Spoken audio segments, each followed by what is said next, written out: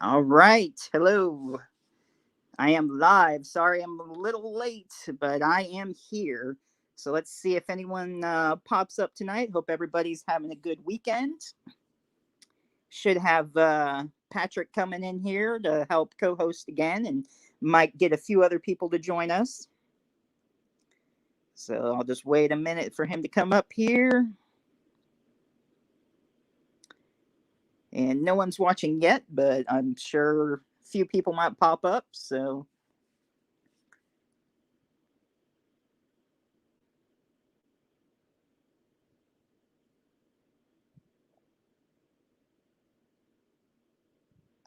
all right, let's see here. So I got some news that I'll share momentarily once I see some people coming in. Got some guest announcements coming up if you haven't seen the page.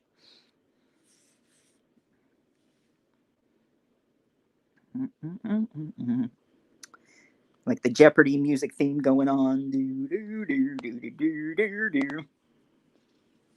All right.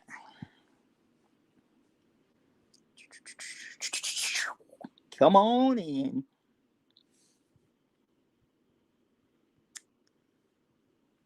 Mm-hmm. All right, all right, all right. Looks like Patrick is coming in. Go Sure, ahead and add him in. I'm here. I'm here. All right, all right, all right. So yeah, I was just rambling on by myself. Wait until someone pops in. And, have Yeah. some guests later on. And Did you get some folks to come on later? not yet, but we'll see. So, Yeah. Tell me it's an open audition. so audition for co-host round That's one. right. Co-host, want it now. So what happened to Mackenzie? I don't know. She never even messaged me back, so I don't know what's up. I guess she Oh, doesn't want to do. I don't know. So yeah. it is what it is, I guess. Yep. That I'm just could trying be. to find someone reliable I can get. No, no. I mean, I agree. It's gonna be a little tough. I mean, you definitely want to try to. That's what I meant. That's what I was actually trying to encourage you to slow down a little bit because I want you to get you a couple of guest hosts, Mm-hmm. and then work out your shows. Work out your format, work out your bumps. I mean, if you go back to watch the first few midnight hours, you can see it was bumpy. It's a little bumpy because we Okay. weren't really knowing what we were doing. Yeah. So we just wanted to start slow, Mm-hmm. and I just feel like as far as my experience goes for live streaming, it's just better to be cautious. Mm-hmm. And we didn't do our first guest, I don't think, till the I don't know, sixth or seventh show maybe. Mm. And then and that way we were sure about what we were doing. Yeah. But I mean, everybody does their own things their own way. So I mean, just because I'm saying this doesn't mean that you have to, but Oh yeah. it's just what I recommend. Yeah. Um, Especially the co-hosts, Mm-hmm. because you're doing a 3 hour show. That's a very long pull. Yeah. Yeah. Gonna be like Ashley Simpson when she was on Saturday Night Live and her lip sync can start. Just Yeah, throw you're her. sitting there like, I guess you could lip sync. Oh Uh, no, no, but or bad sub movie sub. When the lips move. yeah, when she lip sync, yeah, that's what I mean. I'm just thinking for like if you have a guest host, one guest host Mm-hmm. for 2 hours, and then three guest hosts for 3 hours. That way, you Mm-hmm. just have enough energy, kinetic energy, to bounce off each other and keep Mm-hmm. keep the conversation flowing. I mean, I see some people get out there with just one with by themselves. Mm-hmm. Let me tell you, they always crash and burn. Mm-hmm. They do. They just have a really hard time keeping it going because Yeah. because there's no one to talk to, Yeah. and especially if there's no chat, if there's nobody in the chat, then that just makes it a little bit even more bumpier. Yeah. So, Well, I see a couple people are in here. Go ahead. oh yes, Two go ahead and, watching. and So what? And we even got a like. All right, all right. dude. Dude, what's that? Now we got two likes. All right. 2 out of 2. Um, That's Two great. out of two. There we go. Yeah. So Wow, what to do? What to do? Obviously, the huge news, which we'll be repeating throughout the stream, Mhm. is that you managed to get Steven Rosinski, for the director of Carousel. Yes. Is he? Is he Interweb Kaiju's here. Do you want to come on? oh, I actually asked Casey, and Oh, okay. Casey said that him and Godzilla are going out for sushi later. So at the no. Oh, You know okay. how No, those no problem. That's you know how those kaiju hunters are. Um, right, right. uh, uh, but he's gonna hang out. Yeah, see, Yeah, but that's he'll cool. hang out. He said he'd definitely hang out and chill with us for a while. All right. And he already hit the like button. Yeah, Appreciate it. Appreciate it. Thank you. no, yeah, no energy here. Yeah, that happens. That happens. No biggie. Mm. So you got Steven Rudzinski from Carousel. Yes. Now, were you able to get Haley or? No, no one else yet. So maybe on a future show, we'll see how that goes. Yeah, So, I'm looking forward to that. That'll be a fun show. yeah. We, And I everything. will be giving away a Blu-ray of Carousel, so there'll be a little live. Ooh, Uh, wow. yes. I have a copy on DVD, but wow, how you gonna have an idea how to give it away? Yeah. I'm actually gonna post some on my page and YouTube channel and everything.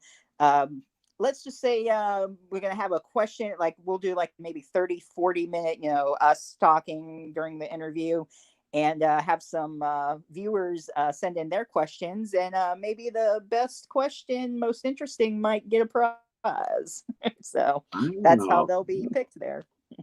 Okay, that sounds good. That sounds like a plan.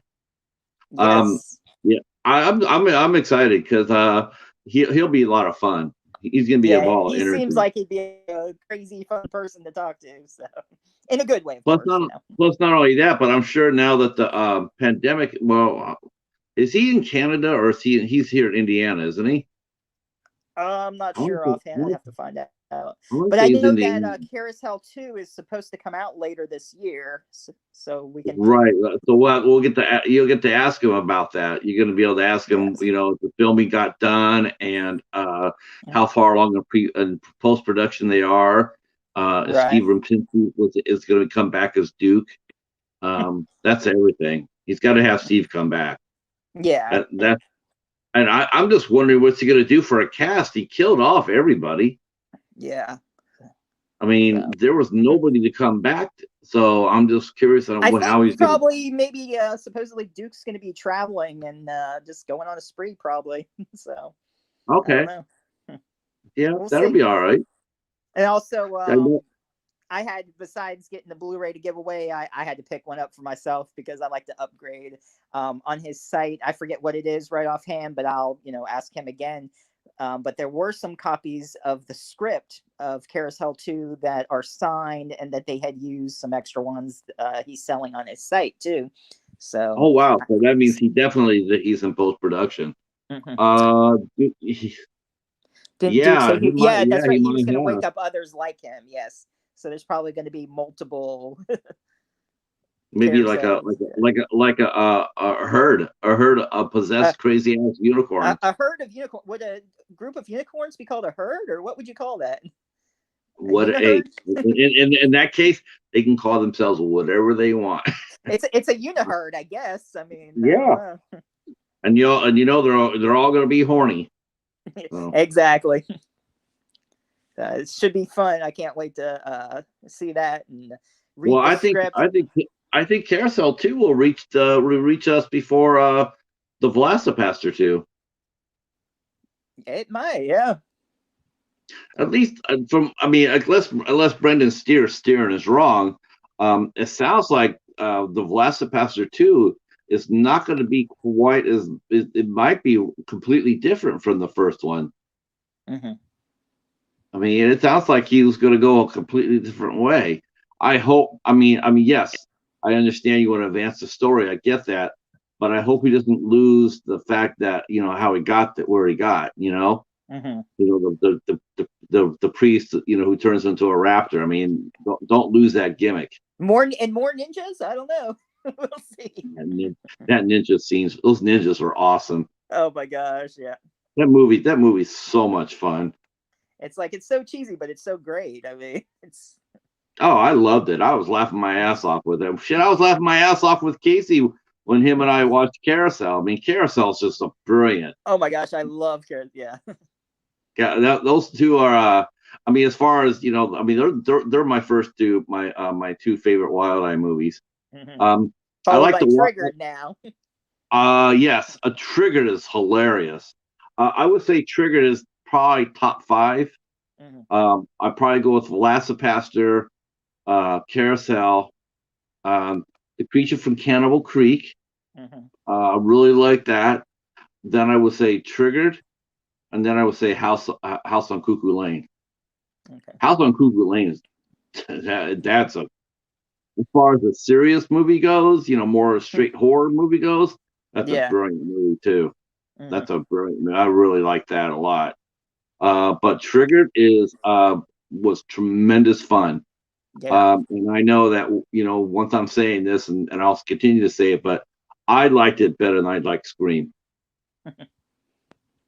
Now I know people are like, "What?" But hear me out, because I've never hidden from this. I like Scream plenty enough. I thought the Scream, I mean, as far as the story it was trying to tell and the jokes and everything else, fine. It was perfectly fine. The ending where Billy and Ski, and they're stabbing each other in the kitchen and Hmm. everything. I mean, that was great. Like you're not coming back to the sequel and shooting them. I mean, that was all great. But what really just ruins Scream for me is that first scene with Drew Barrymore. Mm. That scene, that for a movie that's supposed to be funny, that scene just did not. It just took me right out of it.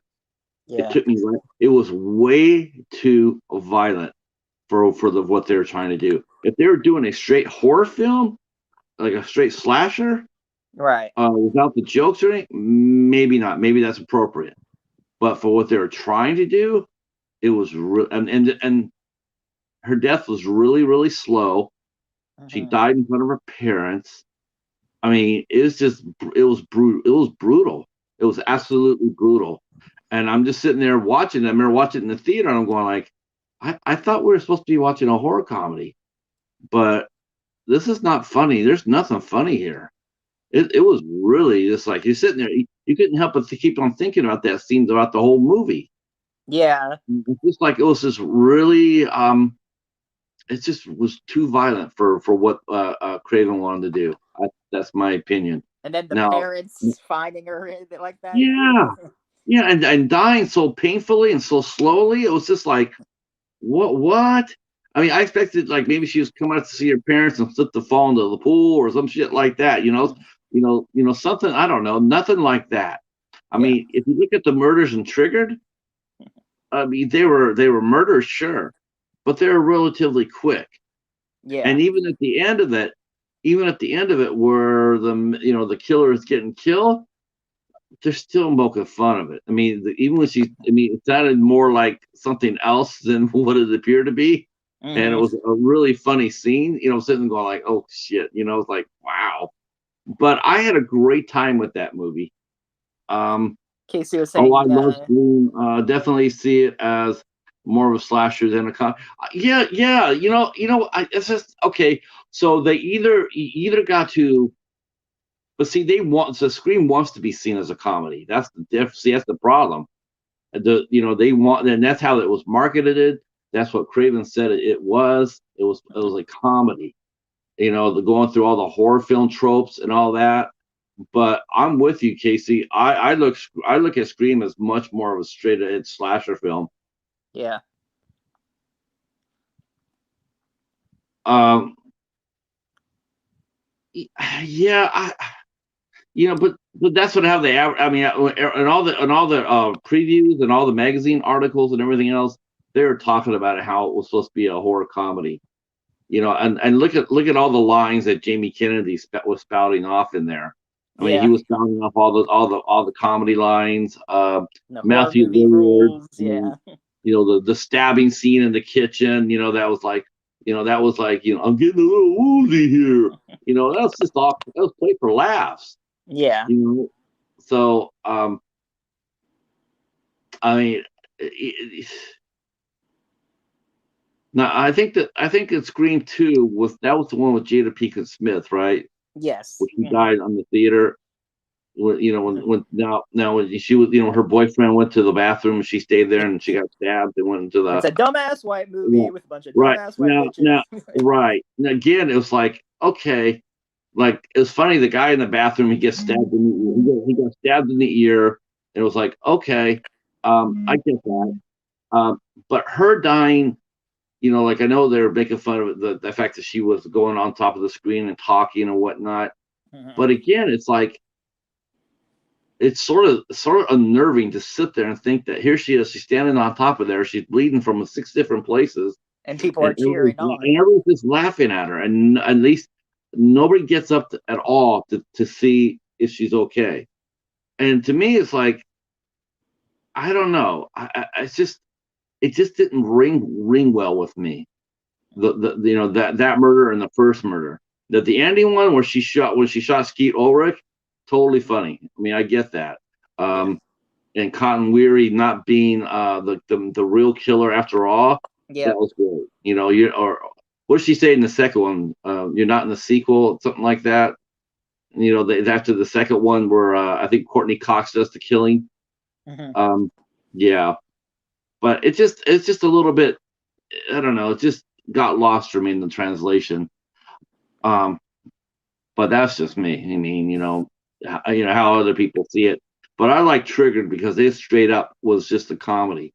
Oh, yeah. I mean, it made no bones about it. It said, "Here it is. I'm funny," and it was brilliantly written. The girl is absolutely spot on. Meredith Moeller was spot on as Callie. She had me rolling from the minute she rolled up. Jesse Dalton, who plays her best friend Ian, he was just as funny. Her mom was a hoot. Amanda Weiss from Nightmare on Elm Street playing the principal. I really liked that. I listened to the commentary for director writer Chris Moore, and he said the same thing. We all think this. Anybody who's a horror fan like we are. And I mean, how tiresome is it to go inside of a store and see a movie with a horror legend on it, Tony Todd, Debbie Rochon, Tara Cardinal, Tiffany Shepis, Danny Trujillo, those icons. And then Amanda they're in the Waller. movie for like a minute, if that. Right.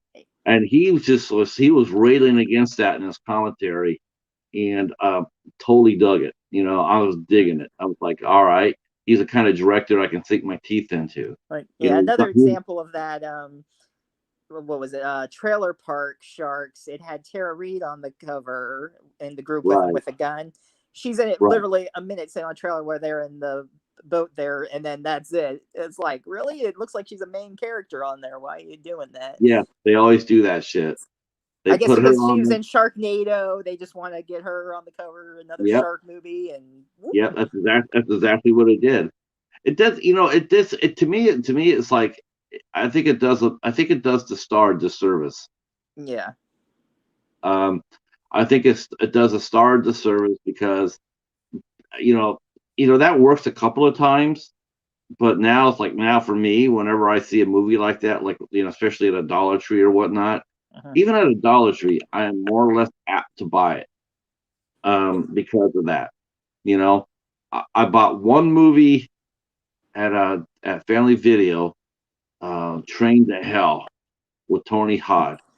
Casey said I just saved him from watching that movie. He wanted to see her fight some sharks. Oh God, no. I will say this. I will say this about Toxic Sharks. Surprisingly enough, Trailer Park Sharks, yeah. Trailer Park Shark. I will definitely say this. The gentleman who played Mr. Belding on Back to the Future on Saved by the Bell. Yeah, Dennis. He I he, forget his he last. actually gave he actually gave a pretty damn good performance. I was Yeah. really impressed by that. I mean, he put some teeth into his role. I mean, it's a terrible movie, Yeah. but he put some work in. Mhm. I was entertained by him very much so. I'd like Um, to see more of him. He could do some. yeah, I thought he did a nice job, didn't he? Yeah. I was sitting there, and you know who else was really good in that movie too was Thomas Ian Nicholas. Yep. I'm sitting there going like, okay, this guy I haven't seen this guy since the last American Pie movie. I know he's done a band or whatnot, but I haven't seen him in anything. And then I saw him in this, and he is actually pretty damn good. Uh-huh. Um, I was like, okay, so how can we not see more of him in anything? Yeah.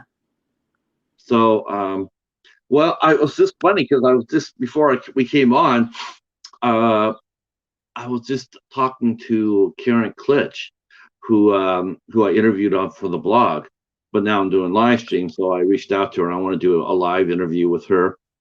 And so I said, yeah, I want to do another interview. And she says, well, my next 2 weeks are just totally crazy and whatnot. And she's getting back into the acting game full on. And me, I was like, yeah, hell yeah. Because I love Karen's work. She's a badass. Karen Klitsch, she's a badass. She's a perfect, and she still looks amazing. She's still got those killer eyes. But she did Adventures Inc. with Michael Biehn. Um, that show got hit by tragedy though. One of the young stars he died, and they canceled the show. He had a heart problem and he died. Mm. And then she went on to Mutant X for the third season. She Oh replaced gosh, I the haven't watched that. I remember that sort of Mutant X. man. I'm a slappy for Mutant X. Big Mutant X fan. Big Mutant X fan. I got the whole series. I got the whole series. So I love that show. I never missed it. If I couldn't, I never missed it. There was a movie. I can't remember the name. It might have been called Generation X, and I sort of remember it was. There was this one character named Mondo, and whatever he absorbed, his body would become a stone. And then there was like this guy with this helmet that wanted to steal their powers. And Yeah, that was Mutant X. no, not Mutant X. No, this was a movie on Fox or something that they did a long time ago. And I can't really remember it. That I just remember the dude that could like absorb like a rock, and they got in a fight at the carnival. And she's like, "Oh, you didn't use your powers. Then how did the football player break his fist on Mondo's face?" Oh, Yeah, I think it was called gee. Generation X. It was a one-time thing. They didn't make a show out of it, and they ended it where they could have. Yeah, that's a good question. I'm gonna have to look it up, and I'll let you Yeah, know. But I remember because it. one of the characters on Mutant X, that's what his power was. He could change his molecular structure, and he would Mhm. come, like a rock. And then they had another guy with electricity. Electricity. Yeah. Yeah, and then Victoria Pratt was the Pharaoh Shalimar, and It. then uh, Karen played Lexa, and she Mhm. could bend light. Okay, yeah. And And then, also I remember I can't think of his name, but you remember in the original Stephen King movie Trash Can Man yeah, from with the Dan? stand. That Yes. guy, he was the bad guy in this movie, and he was like using some mind thing to control them, and he wanted to steal their powers or something. He played in that Generation X movie that aired one time. Oh, Matt Brewer. Yeah, that Yeah. was Matt Brewer. Yeah, he played And then yeah, there was he someone who could scream, which of course there's always in some when someone who could scream, but it like and I think there was a Jubilee character in it too, but it was kind of a mixture of I don't I got yeah, to look it up and okay. see if I can find it. It might Jubilee. It sounds like some sort of wannabe X-Men movie. So It was like a wannabe X-Men movie, but there was no Professor Xavier, and there was like a blonde woman named Emma in it, and yeah, Emma Frost, the Diamond Queen, yeah, the Ice Queen. Yep. The and like or when he screamed, actually he's the like white actually be the Run! It white had like this yeah, echo, it'd be like you the could see White the Queen. force pushing them through, and I'm gonna have to look it up, and I'll see what I can find and show you later. Yeah, that was the X-Men movie. Now I know what you're talking about. Yeah, they couldn't. I guess they couldn't use certain characters, but Emma Frost was a member of the Hellfire Club Mm-hmm. um, at the time, and she actually has become a hero now. So now she is actually one of the X-Men. Um, Yeah. yeah, I'm trying to think of who the kid. Well, I probably couldn't name him by name, but it sounds like the other guy with the helmet probably was Magneto. Um, yeah, Mutant X came out right after the first X-Men movie did. Okay. And so, but they couldn't use the terms mutant as because of the legality. I mean, they were supposed to work together on it, but the relationship fell apart. They ended up Mhm. suing each other over it. Yeah. Marvel was a mess back there. Marvel was barely hanging on to anything. They had basically had sold all their characters out to anybody who could buy them, which is why you have Sony owning so many characters, and Marvel didn't have any of that's why there's no Fantastic Four, there's no Spider-Man. I mean, they had to go they had to wait till they got the Disney money before they Hmm. could go out there and buy their properties back. Yeah. So that's the reason why it's taken so long for that to happen. Hmm. I'm sure that we'll be seeing sooner than later through the TV series that they're doing on Disney Plus. I'm sure we'll start seeing signs of the Fantastic Four and Hmm. X-Men coming into the MCU. Yeah. I don't think they're going to do it all at once. I think they're going to do it subtly, Hmm. which is probably more low key, which I think would be Loki or Loki? low key. No, I know. I'm just saying. Oh yeah, Loki. I don't know how that's going to go. Yeah. I mean, I'm not sure if they're going to keep Loki more as a smarty anti-hero. They had him in the in the Thor. Affinity, and Yeah.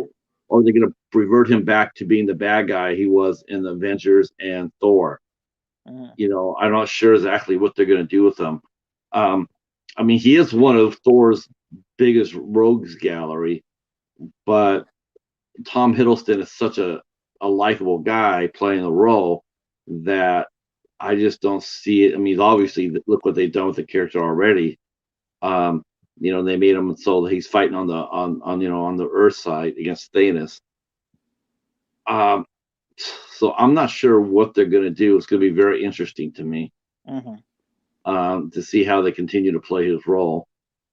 Um, it, and the introduction of the Fantastic Four and of course the Fantastic Four and the X-Men. Everybody's watching that, and Yeah. Deadpool. We talked about Deadpool before. Um, the more I think about it, I went ahead and I put my Green Lantern. I put my video review on my blog, and I was listening to it, and I was talking to my buddy Catfish. He's the comic book guy too, and I got to be honest. I truly do not know how they're gonna fix that the Deadpool problem. They want him in the MCU, but it's almost like Sony Hmm. totally sabotaged it with the way they made their Deadpool movies. It's almost like a poison pill. It's Yeah. like you got it, but if you try to use them in any way, you're going to destroy what you've already built. Um, I don't know how they're going to get around it other than recasting. But people want to see Ryan Reynolds as Deadpool, and I'm also sure it's almost to the point where you need to go to the fans and sit there and say we need to have a new Deadpool in order to have Deadpool because we can't use Ryan Reynolds as Deadpool, not to what we have already done. Because the last thing you want is to have your fans that are coming out there and supporting your books and your comics and your movies to have a guy who was sitting there basically making fun of everything that you watched all the way beforehand in the two Deadpool movies. Yeah. It's just not going to be. See, They this. should have let X-Men and Fantastic Four sit until their numbers go down. I think three movies back to back, October, November, December. Not to mention Black Widow, and the show is too much. Yeah, Disney's gonna have to slow the roll down. Um, I mean, they're really, really busy. They just rolled out the banner for Moon Knight this week. Um, And they showed. I saw they did the trailer for Eternals also. yeah, what'd you think of that? So should be Are interesting, I you guess. did you have you ever read Eternals? No, I haven't read it. Okay. But, I read Eternals when when I was a collector when I was younger, when Jack Kirby drew it. The problem that they're going to have with the Eternals is really emphasized and amplified on the trailer. Uh, Basically, on the trailer, they're sitting there going like, "We have stayed and watched humanity for all these hundred thousands of years. You know, we've right. helped them." And the question begs is like, well, where the fuck were you for this Thanos snap? You know, where were you for that? You know, here you are Yeah, if you're watching. What were watching, you what are going to you do? Just doing? watch this get snapped to extinction? Um, they, oh, the Eternals is not a bad book. It's not a bad. It's a not a bad book. Um, it's pretty interesting. They've had different characters actually being the Avengers. Mm. Star Fox. Um, yeah, it's and Cersei's also been in it. So they've there's some there's some history there. It's a good book, and but the trailer just is just whew, I don't know. And I then don't what know if was they it? would One of have. them was saying how that he's going to be the new Tony Stark or whatever in it.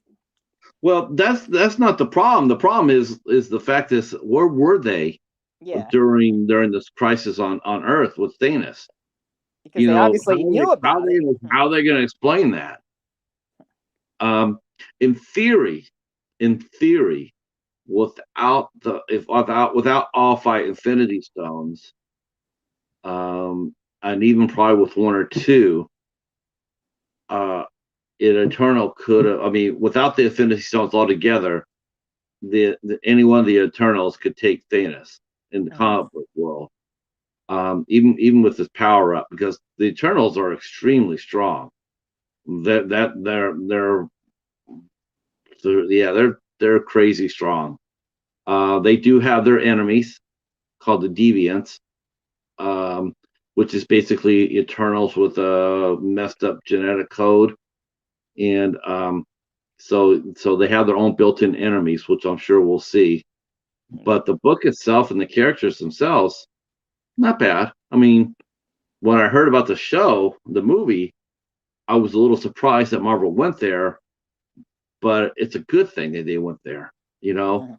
the good thing because they are doing something that DC had the playing field for years. They had Superman and Superman 2. They just blew it. They shot their foot off with Superman 3 and 4.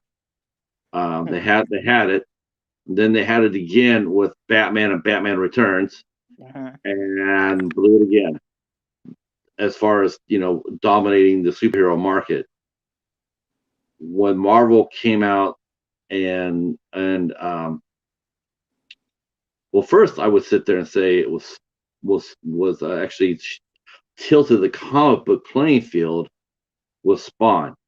Spawn came out first before Blade. That tilted it, and then when Blade came out, then whatever chance Marvel DC ever had, honestly, theoretically, it was gone. Yeah. Marvel never looked back. It came out with X-Men, Mhm. and then it came out with X-Men 2, Spider-Man, and then there you go. Yeah. But DC at one time had the world in its hands. Marvel was stuck on doing really bad TV shit. You know, they were doing they're doing a Superman. I mean, a Spider Man, Mhm. which I'm not sure if either one of you guys saw that.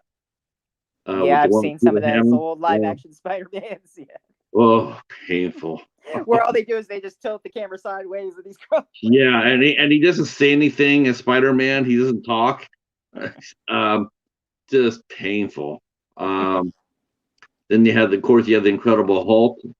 Hmm. Um, I know a lot of people liked it, like that show and everything else, but I mean, considering what the Hulk really was, Hmm. yeah, it was pretty. It was, oof. And then they came out with the TV movies. Yeah, the death of the Um, Incredible Hulk, the Definitely return. Incredible Hulk. They try to bring Thor into it in one movie. Oh, I And, remember that. That it was, yeah, he was so silly looking. the Trial of the Incredible Hulk. They had Rex Smith playing Matt Murdock. Yeah. Um, just absolutely just painful to watch. Um, but once '97 came by and Spawn and Blade hit, Did just you changed see it. Roger Corman's Fantastic Four? No, no, but I used to see it all the time at conventions. Hmm. Because they're selling bootleg copies of that at any dealer, every single dealer's Yeah, table. You yeah, can I've buy one. gotten one. Um, but at our convention one year, um, the FBI raided. The FBI raided the convention, and they went Oh, to all these dealers' tables, and they were confiscating all these bootlegs. wow. They were taking they're arresting they're arresting the dealers and confiscated all their bootlegs because they're plus all the pirated copies. They were looking at the pirate copies of movies as well, Hmm. and that was yeah, I'm not sure if it is either. Probably not. I'm gonna say that. I mean, it might be still stuck in there somewhere. Maybe if someone actually maybe if someone actually um, I don't know, put it underneath a different title. Yeah. Maybe it's still out there. Um, so yeah. But no, I never bought a copy of it for myself. It was funny, Johnny, when they were like trying to figure out what was going on with him. He goes, "Yeah, I just look at my hand, and all of a sudden, flame on. It catches on fire. He's like, ah, flame on, flame on. Oh, found out the magic word." Yeah.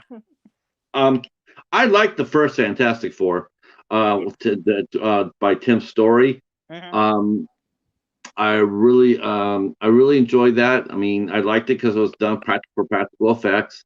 Hmm. Um, I thought it was well casted for sure. Um, Even though Jessica Alba, I mean, I thought Jessica Alba did a fine job. Yeah. I thought she did fine. The effects were fun. Um, Ian Grufford definitely had Reed Richards down pat because Yeah. that was Reed Richards. I mean, you read any of the book, that's how he is. He's distracted by anything. Yep. Um, Johnny Storm was always fucking around with Ben Grimm. Always, he's Yeah. always Always messing with him. you go back to Fantastic Four one, and that's all that dynamic has always been there.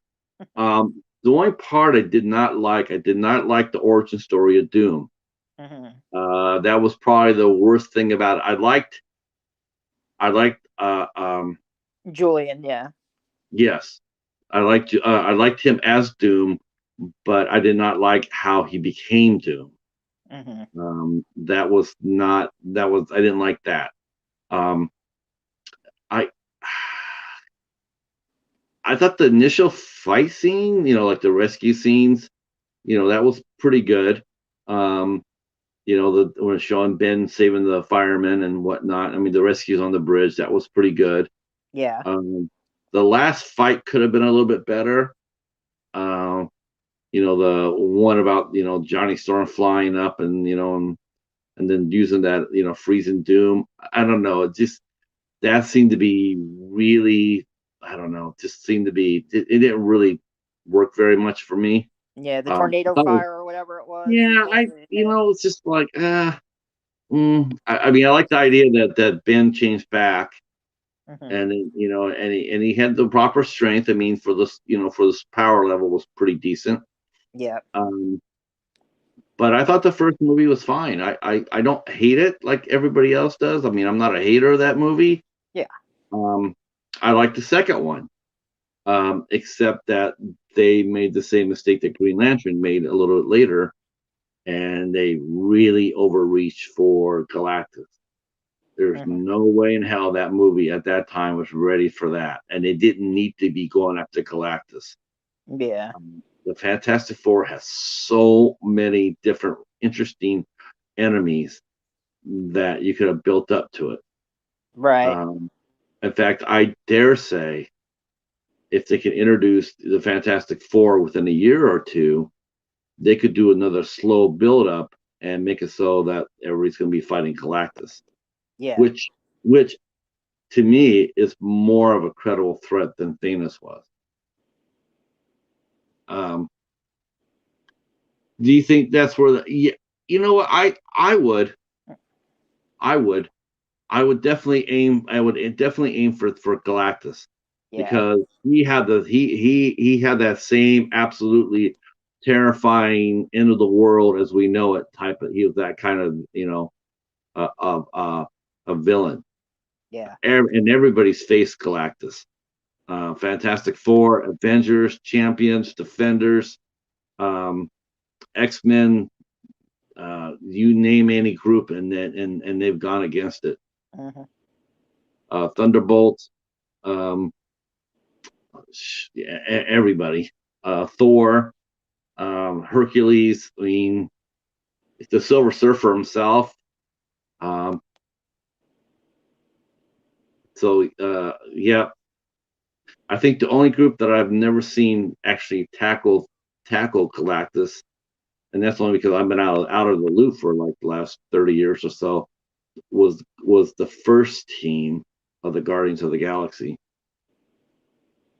But I would try that. I mean, I think they're going to do Secret Invasion first. They're going to do Secret Invasion first, which to me was a smart idea because then they can, like Casey's mentioning, they need some time apart because he's right. I mean, they're throwing an awful lot of Marvel shit at us in a relatively short time.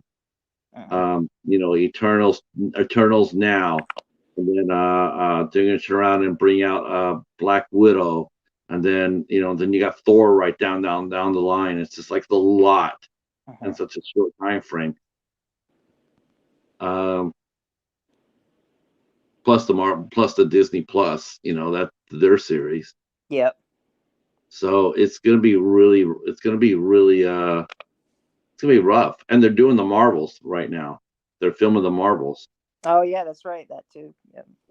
Which is everybody's sitting there saying they're going to get rid of Brie Larson as Captain Marvel because they didn't like her in the role, which I think is some bullshit, quite honestly. Hmm. I thought Brie Larson did fine as Captain Marvel. They just wrote the character wrong.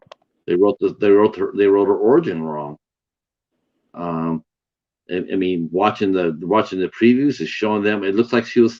It's like how does she get inside of a DC story? Because it looked like she was fighting with the Green Lantern Corps. Um, but I guess between that and the Avengers, Marvel's, I guess they didn't like her for the role, so instead of doing Captain Marvel 2, they're doing the Marvels, and they're going to bring in Marvel Girl and Miss Marvel. So I don't know if they'll keep Brie Larson or have her pass the mantle on or what. Yeah. I should probably try to throw this out to some heads because so far this is just you and me talking. That's all Yeah. right. Good practice. And two others. Yep. It's good. Yep. Let me throw it out there for us. Yeah. Like I said, good practice. So Yeah. what are you gonna do for your? What are you looking for? And because people are gonna watch this in the replay. So Right. what are you looking for in a co-host? Do like a help wanted type post. Co-host. Well, let's see. Top of the list, reliable. That'd be great. Yeah, that would be great. So, I mean, even if you're just on for a couple hours, then I get someone else for another hour. Just To me, what I thought, I don't know, in case he's still here with us. I was thinking, what you could do, because of the time frame and everything else. But if you could get people to rotate, like I was thinking, yeah, even rotating host, whatever. I mean, I mean, you could have Casey come on one show, Justin on another show, someone else who, I'm not sure exactly I'm not sure exactly um, who you hang about with on YouTube. Right. Hey, I know Phil. you have I know you have your own I know you have your own your own community. Some of the people, other wild eye people or whatnot. But I mean, I would approach someone who you like and sit there and say, how would you like doing a stream? Yeah. Um, it's hard. It's a lot harder than it appears, isn't it? Yeah. Uh, let me just pop this in here. Well, Phil came in, so. Oh, okay. All right. Yeah, I saw him sitting over on Master Chaos's stream. They're talking about the Vinegar Syndrome sale that's been going on. Hey, Phil. Yeah, they're running the Vinegar Syndrome The trailer. halfway sale, or Yeah, they're running that through, and it's like it's not bad. I mean, I know a lot of people were. I saw on Waffles was talking about the my new. my doorbell just rang. I wonder if my roommate didn't bring his key or something. I'll be right Oh, back. I'm sorry. all right. So the Vinegar Syndrome sale is going on right now, and the world of collectors has swarmed the Vinegar Syndrome website. I myself has managed not to fall into that pit of doom. I have stayed away from the Vinegar Syndrome pit. I've left that to much more experienced and mature collectors such as Heroic Waffles and Phil and Master Chaos and Dan from Rejects Films. I have put a padlock on my wallet, um, and then I hear that the sale is not the best. And actually, I heard Dan and Waffles mention a couple of times that they were going to be waiting for Black Friday to see if the sales will get better. So hopefully that will happen. Myself, I am waiting for the Criterion sale, 50% off sale that's supposed to drop in August at Barnes and Noble. Right. So did you see my video about my big haul this week? Was that the library one or? Yeah. Did you see that? Yeah, the Criterion ones you got at the library, which couldn't believe they had those. Yeah. Yeah, let me brag again for replay purposes so people can see and drool.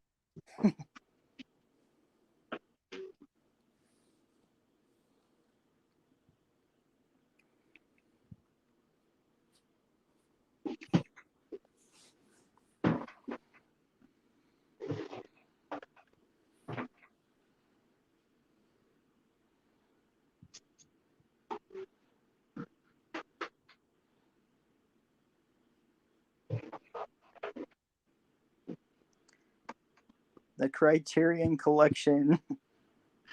Now I'm acting just like I'm just acting like all those other collectors now. Now you're gonna show, I thought you put out your Wild Eye overview. Yeah. I gotta go back and watch that. Holy shit! How many do you have now? I think it was 256 or 257. Yeah. Well. First of all, I came strong. I came back strong because I came up with 3 ISCs this week. So this one I knew I didn't know until I went, but I knew it was going to be there. And I'm thinking probably within a couple of weeks, I'll be able to get Rent-A-Pal from the library. I'm expecting to see Rent-A-Pal there. But I did expect, and I wasn't disappointed. I did manage to get a copy of Sputnik. Actually, hey, Patrick, on the Rent-A-Pal, I was going to surprise you. Don't get it. I'm going to send that to you as your prize. Oh, wow. All right. That's cool. Thanks. Oh, wow. I did not know that. All right. Yeah, but since you mentioned, I'm like, no, don't buy it. So that's your surprise bonus win. There you go. Oh, sweet. So I got Sputnik. It has the library copy of it, and this is unfortunately with the library they don't keep the covers that the ISC normally gets through. So I got Sputnik. I heard this is just an amazing movie, and and then I picked up the Criterions. I picked up the Secret of the Grain, and which is an IFC film as well. So I was totally tickled. This is the first time my library has done this, as far as selling Criterions go. And then I got Summer Hours. And this, like someone else mentioned yesterday in another stream, they're talking about in the Super Slash Bros, and we're talking about buying Criterions for $1, and someone mentioned that so I'm not really much into Criterions, and another horror fan says for $1, because they don't like the topics of the Criterion. And he goes, well, for $1, I can learn to like it. Like, what was it, RoboCop? That guy, he's like, I buy that for $1. Yeah. And a Criterion released RoboCop. That was one of the early Criterion releases. They did RoboCop and they did Armageddon. Okay, yeah. Which I actually got a copy of Armageddon. I was gonna say, didn't you pick up Armageddon? I thought I did. Yeah, Cody from H&S Collectibles. He was doing a huge stack of movies, and he was giving away the whole stack to people. Then I got State of Siege by Costa Carvis. This is probably what I'm gonna probably end up watching. I'm gonna probably end up watching this tomorrow. And then I got Children of Paradise, which was released in 1945. I love old classic movies, so this is perfect for me. So I was super happy with that. That's just. I mean, now it's got me all pumped up for Wednesday, because I'm thinking, okay, are they going to have it again? Are they going to have it again? Heroic Waffles in the house. Oh, Waffles is here. Yeah. Oh, we were just talking about you, Waffles. Your ears must have been burning. We were talking about your Vinegar Syndrome your sale. You and yeah, I agree. I was totally that was totally great. So Waffles went crazy on Vinegar Syndrome sale. He is one of those guys that just like went nuts. I was hoping that Waffles would actually do a whole list of all the movies that he got. Kind of like how I went when the MVD did the Wild Eye. Oh yeah, you cleaned up. You cleaned up. You did good. I wanted to do it, Stephen. Okay, because Hobbs told me about the sale. I've been because that's. Yeah, like with what I saved when I put them on the basket, it's like you saved $210. You saved $150. I'm like, man, that's awesome. Vinegar Syndrome. Okay, here, see, I guess for boutiques, the way I look at it is, look, Vinegar Syndrome definitely has this place. It does. It does great reissues. They do slip covers. Yeah. A little thin on special features. I noticed that I was watching Waffles and Dan, and they weren't really impressed with the special features on a lot of the movies. But the thing is, the reason I like the IFC is because IFC releases original movies. I mean, that's what I like about it. That's my jam right there. Yeah.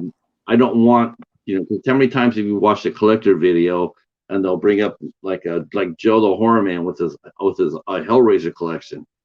I think it's an amazing collection, but at the same time, I'm looking like, why do I need 30 copies of the same movie? Right. Speaking of Hellraiser, did you hear that Hulu is supposed to be like rebooting a show of Hellraiser? Let's see. Vinegar Syndrome is the only place to get a lot of movies on Blu-ray. Yes. Yeah. And I hear that and Waffles and Dan were also mentioning that Vinegar Syndrome also sells naughty movies, which I did not know about. I'm like, what? Really? I guess Vinegar Syndrome used to be a X-rated place, and then they switched over to mainstream movies. That's the first I've never heard of that, but okay. I was letting them go like, what? And yeah, I guess they sell slightly naughty movies, not rated R movies, but a little bit. I got you. It's like, okay, thank you so much. Waffle says huge update coming tomorrow. That means he probably had his vinegar syndrome haul FedEx to him so he could do a video. Delivered overnight. Yeah. Oh, they started with those movies and then went to mainstream. Yeah, I guess that's yeah. Okay, yeah, that's what I thought. Okay, so yeah, because when you sat there and said they're still selling dirty movies or not dirty, but Adult themed, yeah. adult themed movies, I was like, oh, I never heard of that. Oh, okay. I didn't know anybody bought. Honestly, I don't know anybody that still buys adult movies since you can get it for free online. I was gonna say it's called the internet. Yeah. Um. No vinegar. No vinegar. Something bigger. Oh, are, Okay. are you going all in on ISC and ISC Midnight? Are you reading this? Are you reading the site? Waffles is going to go. Really? Are you reading the ISC site? Hmm. Yeah. All right. Well, I finally talked Waffles into going big. Something bigger than vinegar. All right. I don't know. Well, the only thing I could think of is Arrow. Waffle says no. He's crushing my dreams.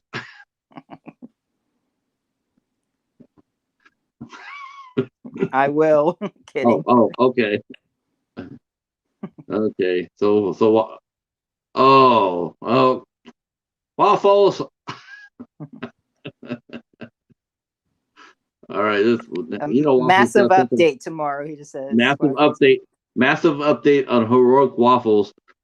Stephen will be putting his webpage, his YouTube channel in the description box below.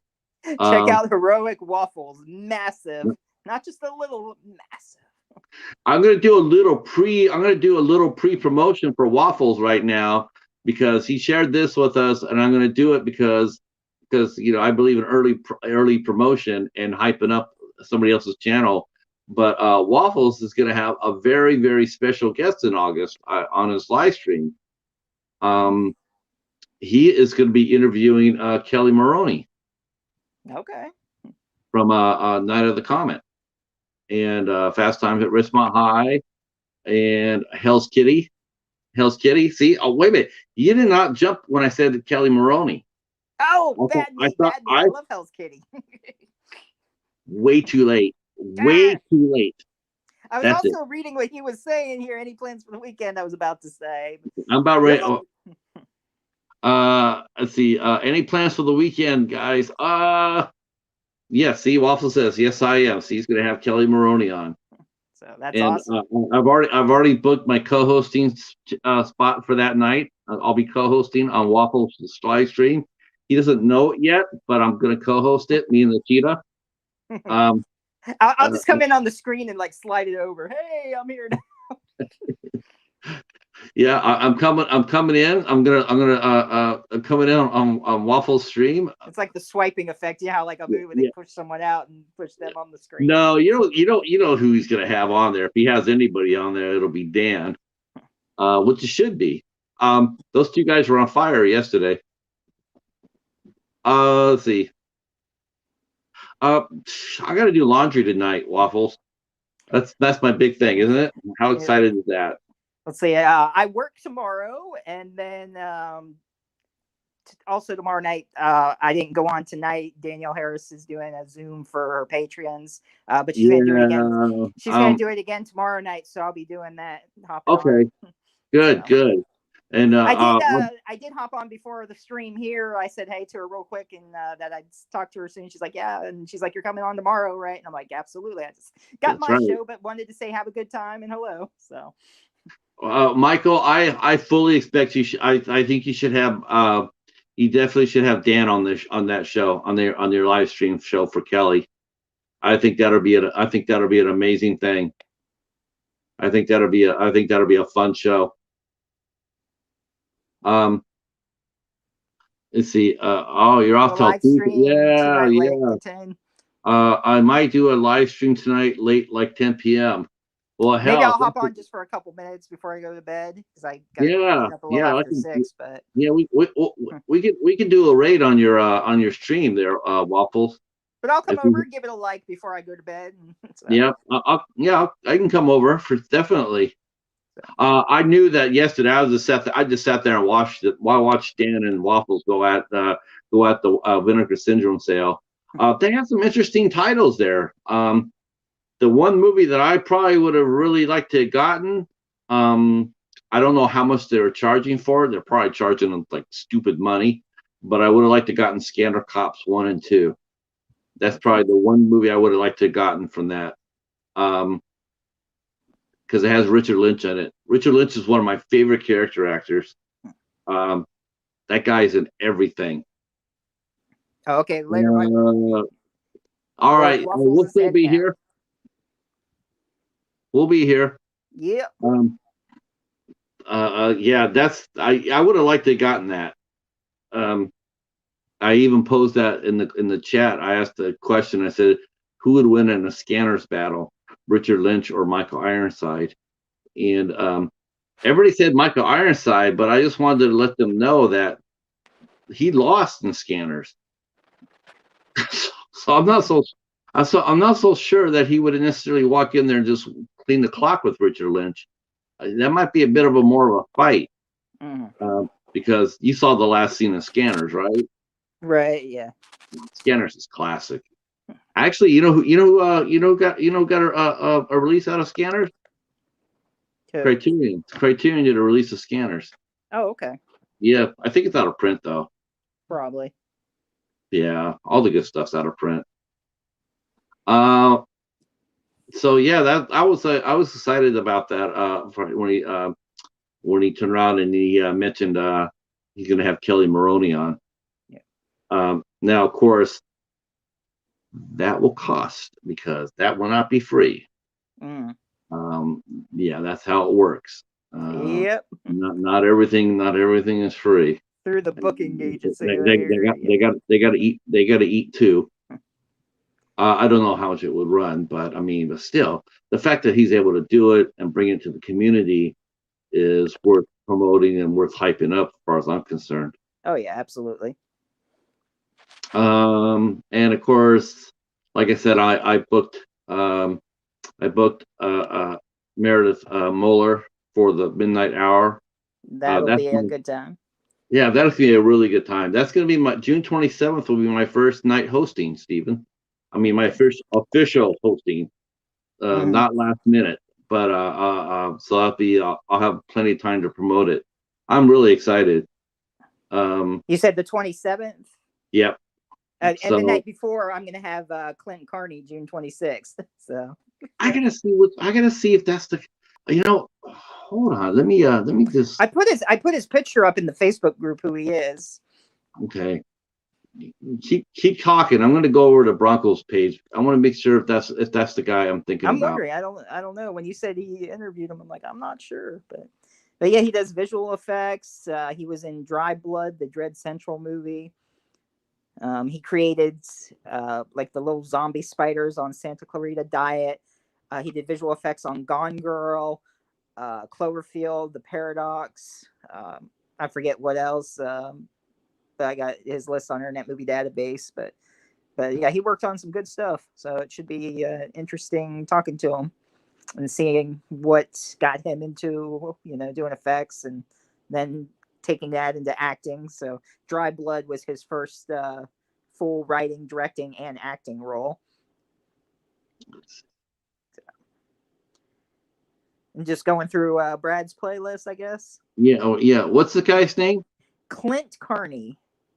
Okay. No, his name is Chuck Connery. Oh, he was the one who did Morbid, I think. Chuck Connery. Yeah. Okay.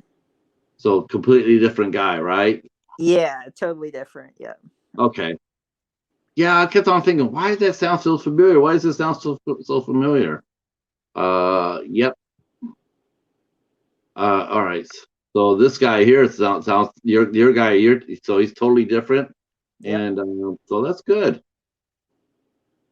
That's good. That's going to be a good show.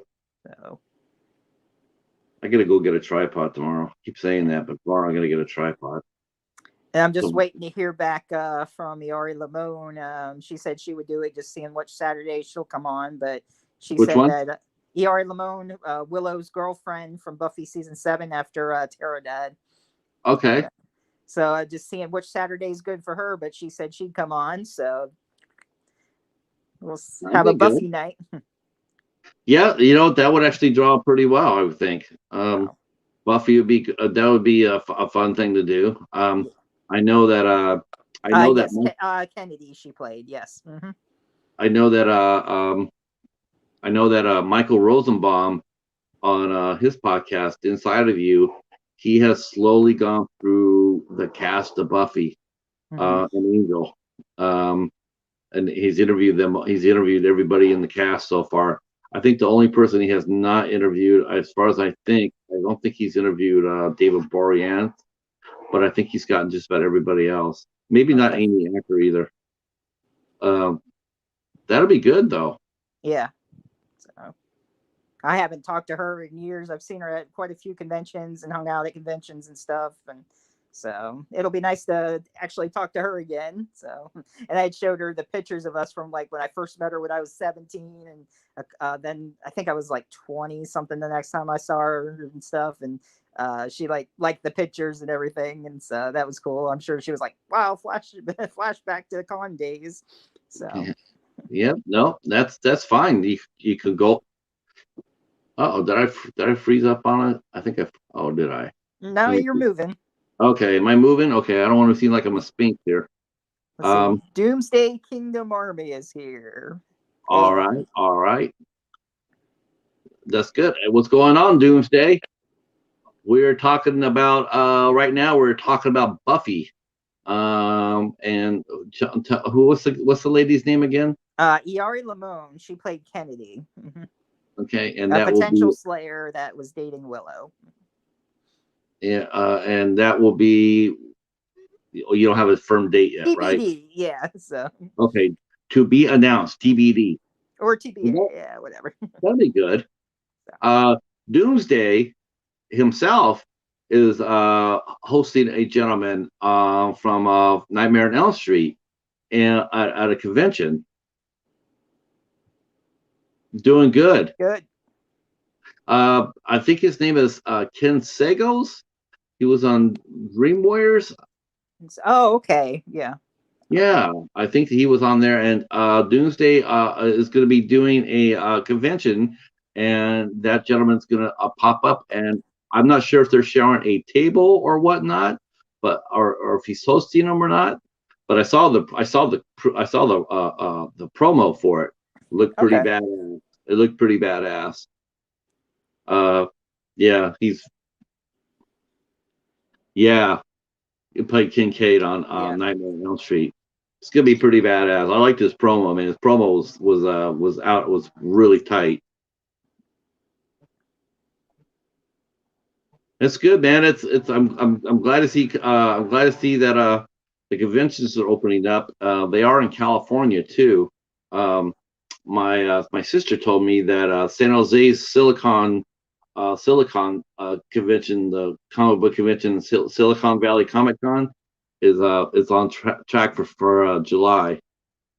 Um, She said I got another a guest huge on the way. area, another guest on the way. If you want to put Man, the website in the chat here, link, I'll check it out. sure, yeah, please do. Yep. Uh, back to better. Yeah. Oh, The well, I'm yeah. not a. Speaking of conventions, also Days of the Dead. They're August 27th. I'm probably not gonna go because I'll be coming back from Camp Daniel Morgan on Friday the 13th for Jason Lives. That I'm rewind going back to that camp again. So Okay. and Tom, the director, is going to be there, so that'll be fun to meet him. And then, of course, we're going to watch Jason Lives on a giant projection screen on the grass there again. So, That'll be fun. But yeah, Wow. it's so it's too soon after to take off work and go to another convention. But Piper, I forget her last name, but she was the mom on Carrie. She's going to be attending. Piper Laurie. Yeah. Wow. I'm glad she's still with us. I wasn't sure. I have not seen her name in years. So She's got to be at least in her 80s now. 80s probably. Yeah. Yeah. Because I mean, what Carrie was over 40 years ago, I guess. Yeah, 76, So yeah. 76, so 23 and 44. She's hardly, yeah, she's got to be close to 80. She's in her 80s. Mhm. I'll give a clue. Friday the 13th. You can get a sneak peek if you look up Kansas City Crypticon. He's on the guest list. Okay. Wow. Okay. Let's see about that. You want to go look? Why don't you go look that up, Steven? I'll keep the things going while you go see who his special guest is. Okay, so Kansas City CryptCon. Let me look that up real quick. Yeah. Nope. We'll have to hype up Doomsday's guest here. How are you going to be doing a table Doomsday, or are you just hosting the celebrity signing table, or are you going to be selling things, or like are you selling some sort of crafts or books or comics or pictures? I know some folks sponsor guests, and some people have them sit with them while they sell their wares. That'll be exciting.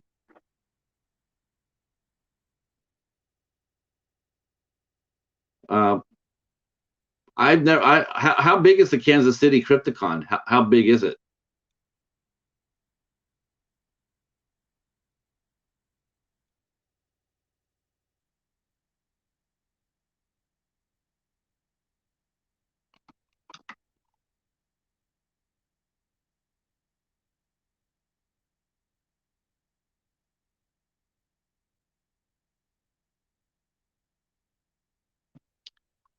Wow, vendor area, sweet. Yeah, that just I didn't get a chance to look. That just completely disconnected me. So I thought I could Oh, stay on and do that and look it okay. up, but apparently I can't. So It's all right. I can do it.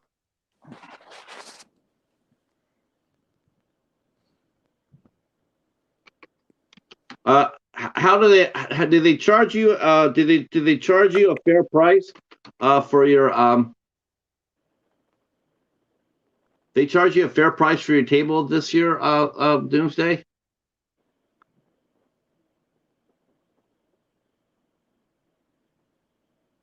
Okay, I'm looking at guests.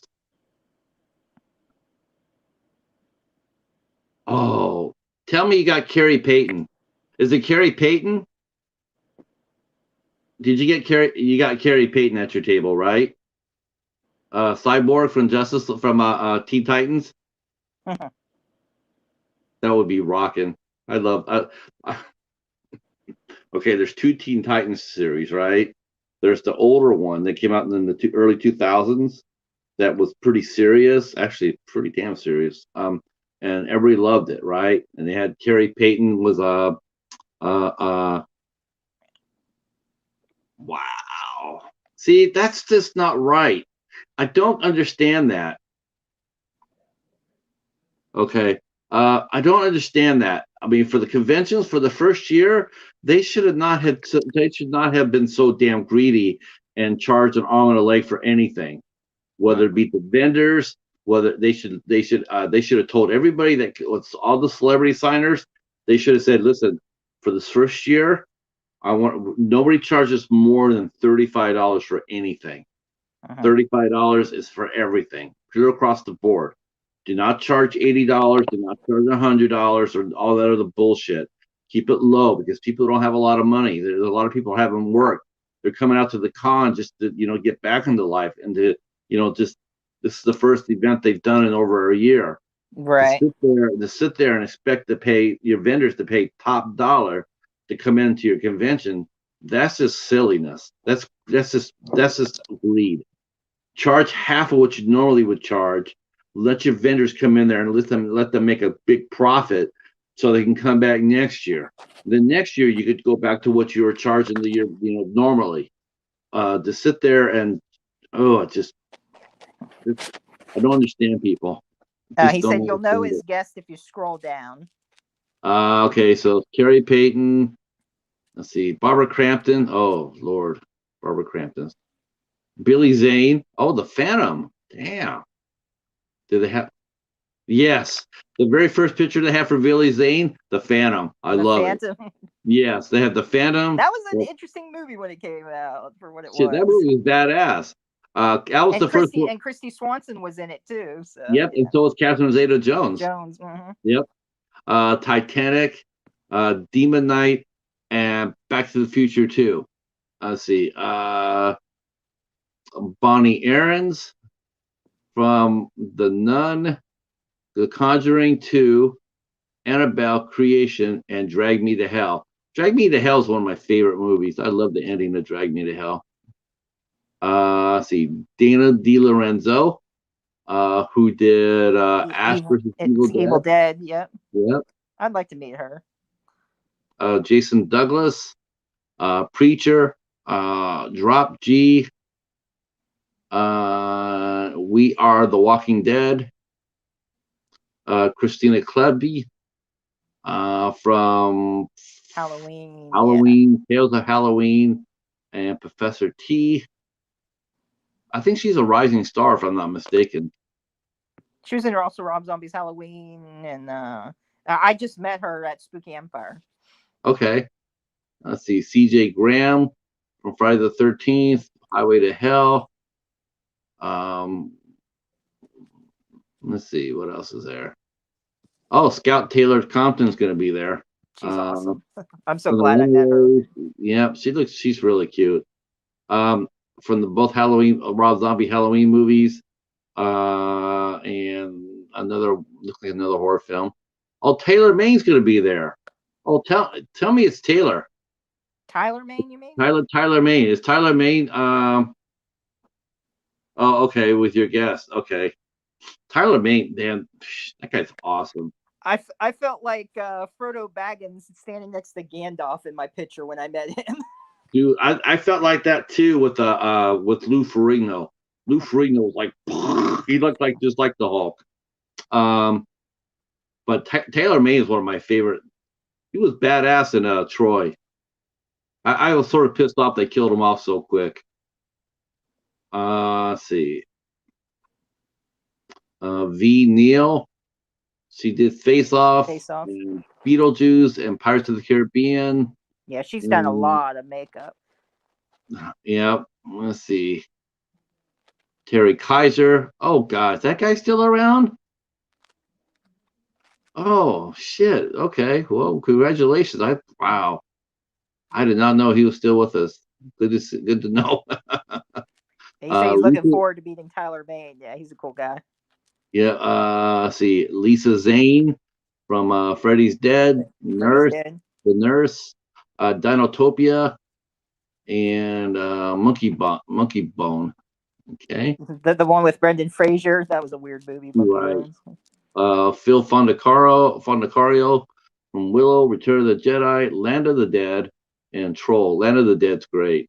Mm-hmm. Zach Galligan from Hatchet. Gremlins, of course. And Waxworks. And Waxwork, yep. And both Gremlins movies. Okay, I'm glad to see he's at it. Oh, Hatchet 3. So that's not that long ago. Yeah. Vinny Appice, the drummer. Yep, I know him. Let's see. Walter Phelan. He's given us looks like a Cenobite. He's doing rabbit ears behind a Cenobite. And he's worked on Demon Knight, Dust to Dawn, House of a Thousand Corpses.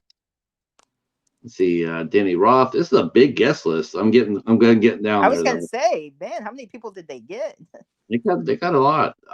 Ale Garza, Baroness Von T cosplay, Nick King. Oh, from Insidious, or no? Was it Insidious or the other one? Nick King was in Sinister. Sinister. That's what I meant. Yeah, he Sinister, was. Sinister 2, Max Keebler's Big Move, and Paranormal Activity 3. Patrick Ray's been here. Confused, Nail Biter, and I Am Lisa. Let's see. Oh, Michael Bihn's going to be there. Okay. Okay. That will be with The Mandalorian, Terminator, Aliens, of Aliens, and course. Planet Terror. He was On also his in wife, Tombstone Jennifer. too, which I forgot about that. And Oh, when good. I saw him in Orlando, some people in front of me, she was saying how her dad's a big fan of Tombstone. I loved him, and I loved him to be. It's huge. Doomsday. Yeah, you got to make some money. That's a beautiful lineup, man. That's a strong lineup. Yeah, for sure. Definitely. Welcome back, conventions. Um, let's see what else is on there. Jennifer, she did a movie called The Divide that was directed by Xavier Jens. That's somebody who I'm trying to get right now for 8 questions with. Let's see, Mark Rolston. I'm trying to find out. Let's see. I'm trying to find Doomsday's. The Danielle Buscetti from Insidious 2, Insidious, Curse of Chucky. Let's see. Vincent DiSanti. Oh, I found it. Vincent DiSanti. Looks like he is a director. Never Walk Alone. Never Walk in the Snow. Never Hike in the Snow. Pathiosis, and I don't know Oh, what the Never other Hike one. Alone. That's the Friday the 13th fan made film. Right. Those were good. Yeah. Yep. And then underneath it is Ken, and Ken has actually done some good stuff here. He did the Nightmare on Elm Streets, and then he popped up in Intolerable Cruelty with George Clooney and Catherine Zeta-Jones. That's not bad.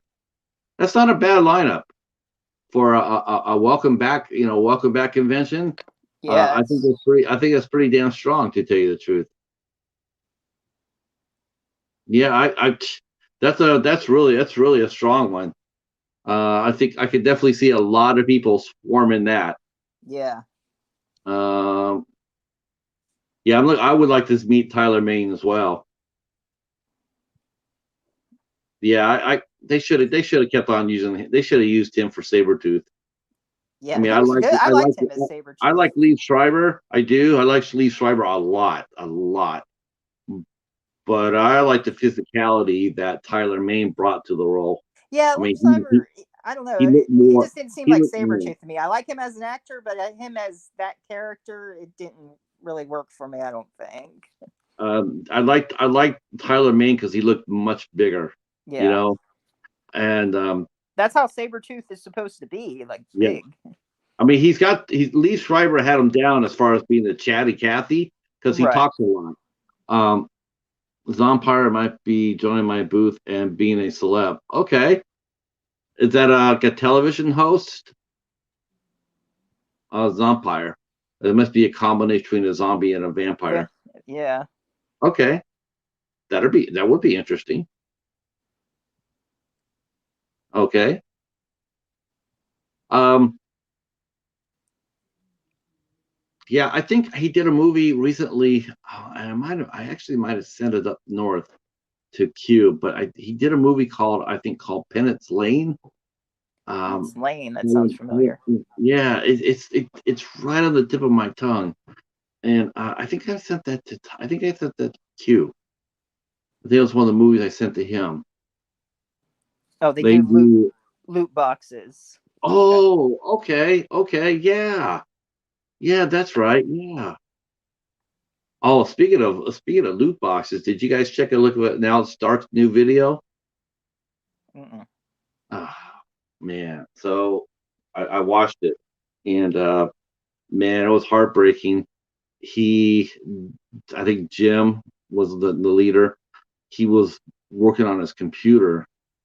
He was, I guess, doing some maintenance on his computer, and because they were having a little bit of tech issues, and he inadvertently deleted like 270,000 files of pictures and past content and everything else. He just lost it. He was talking on the phone or texting, and the computer says it was, I guess it was too big for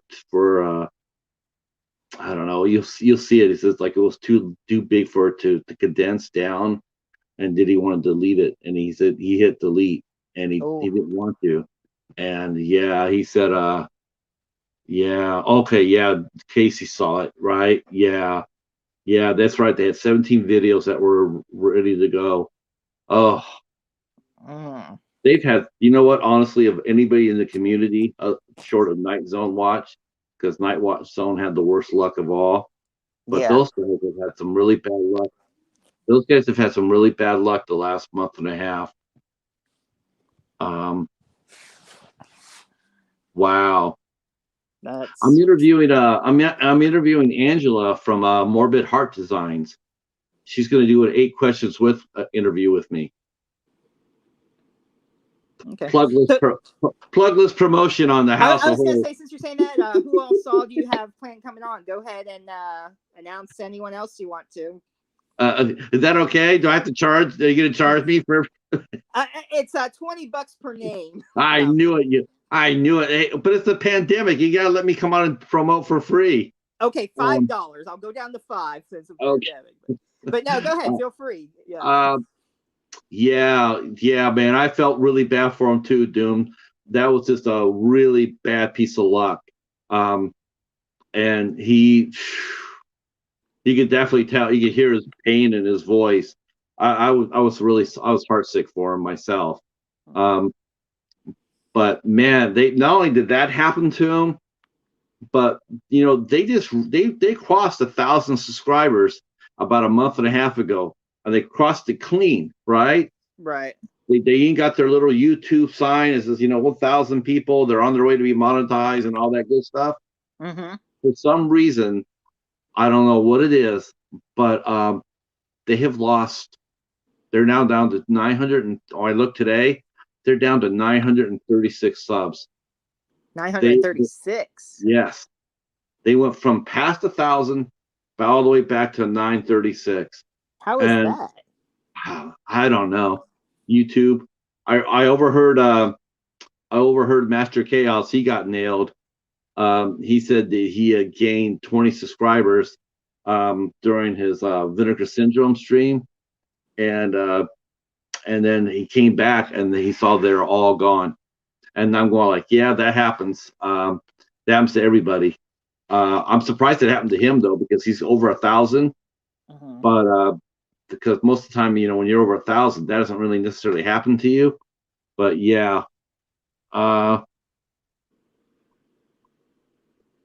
Okay, good.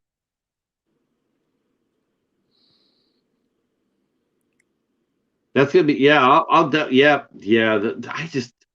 Yeah. Chaos was just sitting there. I overheard him. I couldn't stay because I was prepping for this, but he was commenting about that. But that's been happening to small tubers for a while now. You've seen that happen to your channel too, right? Oh You yeah. get 4 or 5 people subbing, and then the next day they're gone. It's to the point now. In fact, I lost one yesterday, but I had a feeling that was going to happen On because my Horror Freak 85, like when I was close to 100, it kept doing that, almost 100 down, back up, almost hitting it. Yeah, I mean I'm um, over 300 on that now, but at the time it just jumps back and forth. Like, what's going on? I don't necessarily count a sub until and I don't count a sub until I have it for more than 24 hours. Yeah. Like if I get a sub at noon today, I don't count it until it's there at noon tomorrow. And then I'll sit there and say, okay, it's a legitimate sub. Mm-hmm. But more often than not, they just you too, Dooms. Yeah, Doomsday's mentioning that too.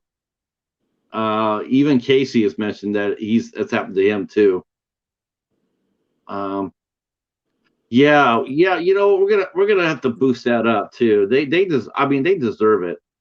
And Hobbs is real close to 1,000 now too. Hobbs Horror. Yeah. Yep. So he's only 27 away now. I looked today. He's only 27 away. He just needs one fat ass push. And thanks to the House of Horrors, she's going to get a little one right now. Yes. If no one's in here, or if you're watching the replay, oh, a couple more people came in. Yes, Hobbs Horror. Let's get them up to 1,000. Yep, So close. yep. Oh gosh, you're down 6. Damn, that's just. I've been really fortunate. I haven't really lost anybody. I mean, the ones I've gotten, I figured out that if I'm doing a live stream, maybe it's not the best time to do maybe it's not the best time to actually connect with somebody during a live stream, because for some reason that's those people I end up losing. When I go ahead and I go to another website, another channel, and I just sub on my own, and I leave a comment, I tend to hang on to those people. I'm stuck. A week going up and down, 3 for the week, but was up 10 at one point. Yeah. I hope that once the pandemic gets lifted all the way, and people are moving around or whatnot, I'm hoping that Google will be able to hire some people to come in and help these people with YouTube, because I do think it's a lack of people, human maintenance workers, to watch over the servers and whatnot. I think that's part of it. There's nobody there to run diagnostics to figure out why this stuff is happening.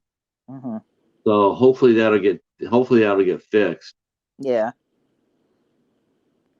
But until then, it's just totally frustrating. But when Master of Chaos was talking, then he said he lost all 20 that he got from his vinegar syndrome. I could feel his pain too. That's a lot of people were losing just one shot. Yeah. So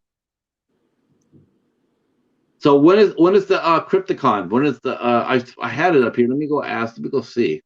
When is that? Man, that's a good lineup. Yeah, that is an awesome lineup. I'm not gonna lie about that. Shit. Let's see. Oh, not that far away. July 16th through the 18th, and in Kansas City, Missouri. So yeah, like I said, I got my camp in August, and then in October I'm going to do Spooky again. So that's going to be pretty much my couple trips for the. Maybe I'll do one later. I don't know. I try to do either 2 or 3 a year. It depends, but. Yeah, that's true too. Doomsday. People have mentioned that to me too. If you don't upload a lot of content, that can affect it too. I got to do another video tonight. I'm doing another gratitude tag, and God, have you done that yet? Have you done the gratitude tag yet, Stephen? No, not yet. Okay. How about you, Doomsday, Casey, and whoever else is watching us? Have you guys done the gratitude tag yet? So the gratitude tag, the way I got it was I got it from Beth from Red Rum Records. Hey, Justin, what's going on? Hey. Justin's saying he's stopping by. He's barbecuing this weekend and camping out. Wanted to show some love. Sounds good. Thanks. Why don't you send some of that barbecue? Have Garfield and Cheeto send me some of that barbecue love this way. Teleport it through the screen. Oh. So I'm sure Justin will show us a picture of Cheeto and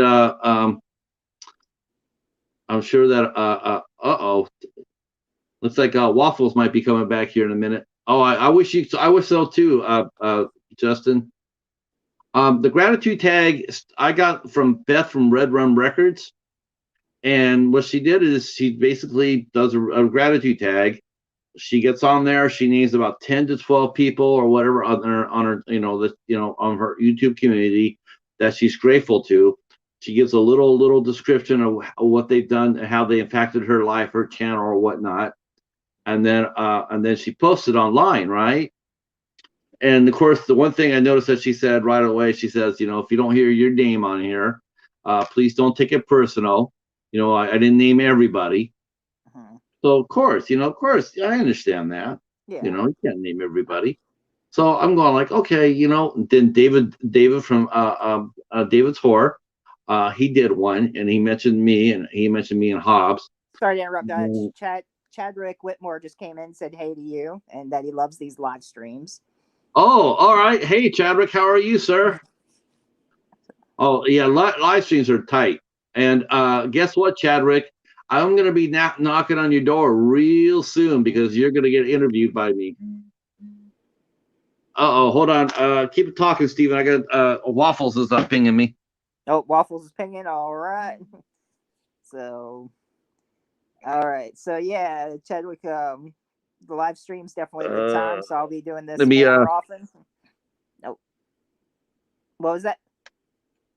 Okay, I guess keep talking. Okay, yeah, he was just trying to find that there. Let's see. Doomsday, oh, got you. I've seen that. What was it that you saw? Are you talking about Justin's pictures? Let's see. Did a quick video on YouTube. So yeah, I'll probably be doing that gratitude one. So here's one live right now. Definitely Patrick for helping me out on this. Definitely a saver and big help. That's for sure. Yeah, no problem. Having a blast. I'm having a blast. Okay. So Waffles is actually right now. Waffles is sending me pictures of the merch that he got yesterday. I guess he's gonna try to keep. Oh, he's got merch for his channel. He's got a shirt that says Heroic Waffles on it. Oh, okay. Oh snap! Heroic Waffle T-shirt. Oh my God! Yeah, he actually got a T-shirt made with Heroic Waffles on it. He's gonna make a mint. Nice. he's got the best channel name out there. Okay, so let me go back to. Is it going to be a waffle with a cape on it and holding up a fork? I don't know. Yeah, no capes. Okay, so I go ahead and let me get this story out because you guys didn't want to tell the story, fat guy. Okay, so anyway, I do the tag, right? I get tagged by David, and okay, I'm going to do the tag. So I go ahead and I sit down and I start thinking about it, and lo and behold, that is one hell of a thing to do. I could not do it in just one shot. Because I started writing down of all the people I'm grateful for, right? And I'm going like, holy shit, there's a lot of names on this list because there's a lot of people who I'm grateful for. And I'm going like, I won't be able to do this in one shot. I'm gonna have to break this up. So right. I did. I broke it. The first one. It's part one of the gratitude tags on my channel. And so I'm going like, okay, now I got to do a part two, and I'm gonna have to do a part three. And I'll probably end up doing a part four because there's just that many people that have helped me out, helped me along. And I definitely want to say, I definitely want to say thank you. But that is the hardest tag I've seen in my year on YouTube. That was a hard tag to do because you just can't just do one. You just can't do it. You start thinking about it and going like, I can do 12. But once you start saying it, and then you start thinking of other people who've helped you, then you're done. Then you just got to go back there and say, this is going to be part one. And I'll be right back for part two. That's awesome. Waffles got some. He's got some merch. Good for Waffles. Now, I wonder if he'll. I wonder if he'll do one on this live stream. He'll probably wear it on this live stream. I'm hoping that we do merch on the midnight hour soon. Me and Hobbs have talked about it. I think about doing a T-shirt, and the T-shirt. Yeah, the T-shirt is tight. The T-shirt is really, really tight. He's really, he really got himself a really memorable name. His channel's got a really marketable name. Yeah. I mean, actually, the Doomsday Kingdom Army is actually very good too. Yeah. I mean, that's a great name. That pops. Mine's it's a playoff of already of an established TV show. Right. I mean, so I'm not sure exactly how special that is. And you can't do yours because you get sued. For the Wild Eye part, not the guy 85, but for the Wild Eye. I gotta throw that on there, otherwise I would. But yeah. Yeah. I did write to Rob, by the way. Oh. I wrote to Rob. I finished my Triggered review, and I sent it to Rob. And I mentioned that I was going to be interviewing Chris Moore and Meredith. And did I? Oh, no problem, Doomsday, for sure. And so I wrote to Rob, and I'm like, here's my review. I really like the movie. It's going to make my top 20, which it will. I can already tell you, it's going to make my top 20. And so I'm thinking, hey, there you go. Not everything's. I'm not going to talk about every movie that Wild Eye's done, like Ouija Mummy or whatnot. I'm a total champion of Ouija Shark. I did ask him if there's any way possible if he could send me Brett Kelly's information, because I'm going to make a run at Brett Kelly. All right. I personally, I think this is going to be the interview. Mm-hmm. I already see this interview in my mind's eye. Welcome to the show, Brett. Thank you. I'm Patrick. Thank you for coming. That was Brett Kelly, everybody. I'm going to say I'm Patrick. I'm from Have Cheetah Will View. Well, excuse me. What was that again? What was the name of it? Have Cheetah. Wait, aren't you the guy who slags all my shit? Yeah. Possibly. Fuck you. That's exactly how it's gonna be. Frankenshark. I have not watched oh my god, is there Frankenshark? I think he means Sharkenstein, maybe, or you know what? Or is it probably is, you know what? It probably is Frankenshark. Waffles is back at it. Okay, and let's see. So another to be decided date. Jeff Kirkendall, who was in Jeremy and Return to Splatter Farm, going to be interviewing him too. So that should be interesting. Okay, the second shirt that Waffles puts out is Heroic Waffles, the man, the myth, the legend. Let's see.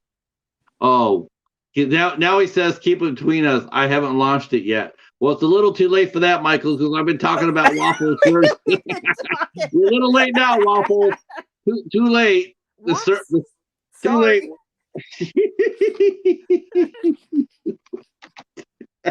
Oh boy. Oh, sorry, Waffles. Sure, we won't tell anybody.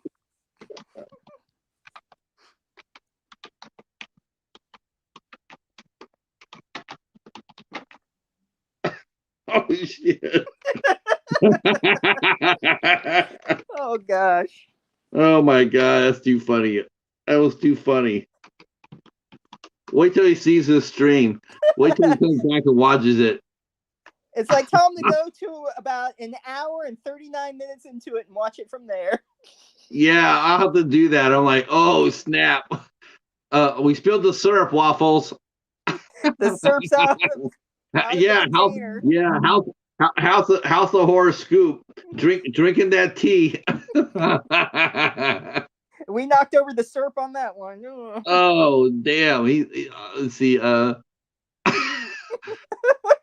no. Yeah. Oh, he says don't show the pictures. He'll be on to do it. Yeah. I'll say no worries. Yeah.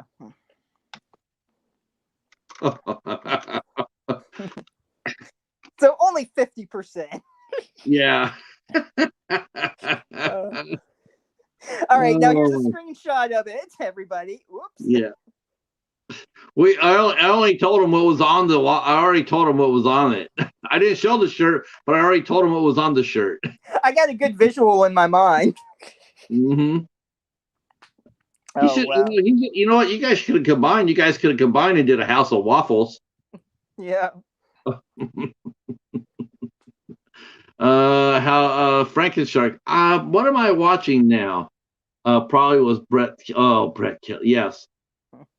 No. Frankenstein. Was it Frankenstein is a Mark Polonia movie. That's right. Okay. How do I know that? Damn you. What's kind of funny is, how I'm not big on Bigfoot versus zombies, and of course Jeff Kirkendall, he's in that movie too. And like Which when I one? messaged him, he said he's seen my reviews and enjoyed them, and I'm like, I wonder if he saw the Bigfoot versus zombies Oh, review. is he in that movie? He's in that Oh, one that's right. too. He's the hero guy. He's like the. Yeah, I know who he is. Was he plays? This is he's like Daft Dodger or something like that, or Rick Rogers or some bullshit like that. I Yeah. think so. But he play. I mean, I like Return to Splatter Farm, and he's the killer. He's Jeremy in it. So, but yeah. Oh, okay. I think he plays the same part in like 4 or 5 different movies that he's done. It's the same character, and he bounces from movie to movie. So Now I heard Return to Splatter Farm is actually pretty decent. yeah. Okay. I heard that's pretty good. I mean, Yes. okay. Okay, so what's the worst? But what's the worst Wild Eye movie still? It's not. I It's not. still, It's not. I, It's not Bigfoot versus Zombie. It's not even close. The worst Wild Eye film. It's not Bigfoot. It's not Bigfoot versus Zombie. I don't know if I got to it then. If that's, The Incredible Bulk. oh, I haven't watched that yet, so I don't. Yeah. How many did you have? How many Wild Eye movies he say you have? 256. Yeah. Well, yeah, it'll be 255. If it was in my collection, 255. You're gonna keep it in your collection, but you're gonna convert it from a movie into a coaster, so you can put your Dr. Pepper down on it during your live streams. I didn't, but I think it was on the MVD sale. I was almost thinking about adding it in, but I was like spent so much anyway. I was like, I better hold back on that. I see Chadwick's still in here, so I got to talk about Chadwick because he is going to be completing his first short film real quick. Okay. So I am definitely excited to interview him so he could walk us through what was like as a first-time director and what he went through and pre-production and the shooting itself. I'm really interested in seeing what it was like.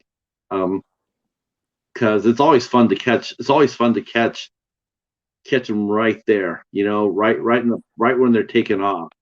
That's always been my favorite type of interview. And it looks like I'll probably end up. I'm going to be doing as far as my format goes. I decided what I'm going to do is this. I'm going to interview at least one YouTuber a month. Someone from the community. I'm going to include them on my schedule. People to interview, because I want to make it. I want to make it mean something. There's, of course, the thing with these live streams and whatnot in such a small community is, everybody's always on everybody else's stream, and there's no excitement for it. You know, if you tell people, hey, I'm gonna have Patrick on. No one's gonna be excited to see me, because I'm always Again? on. Did I just see Yeah, him over on? exactly. At least in our community, right? So what I'm trying to do is branch out into more communities, so it'll seem more fresh. House of Horror Scoop. That should be a T-shirt right there, Casey. Ask why he used a pseudonym for Ouija Shark. Yeah. You already know. If you watch Ouija Shark, you know why he used a pseudonym. And the thing that it was, when I was watching the Ouija Shark, is when I was watching it, right? I swear to God, when I was watching it, I said, this is a Brett Kelly movie. This is a Brett Kelly movie. And I knew it. And I said, those son of a bitch just snuck in one on me. And then later on I found out that it was indeed a Brett Kelly movie. I was laughing my ass off. I thought I could see Rob putting it in my box. I could actually see Rob in my mind's eye. I could see Rob putting it in my box and going like, "Take that, son of a bitch." Here's a movie for you. Yeah, I got your Wild Eye.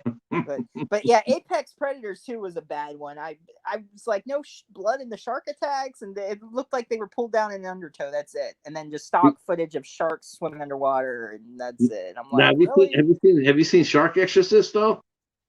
Not yet. Oh God! Oh wow! Wait till you see that. Wait till you see that classic.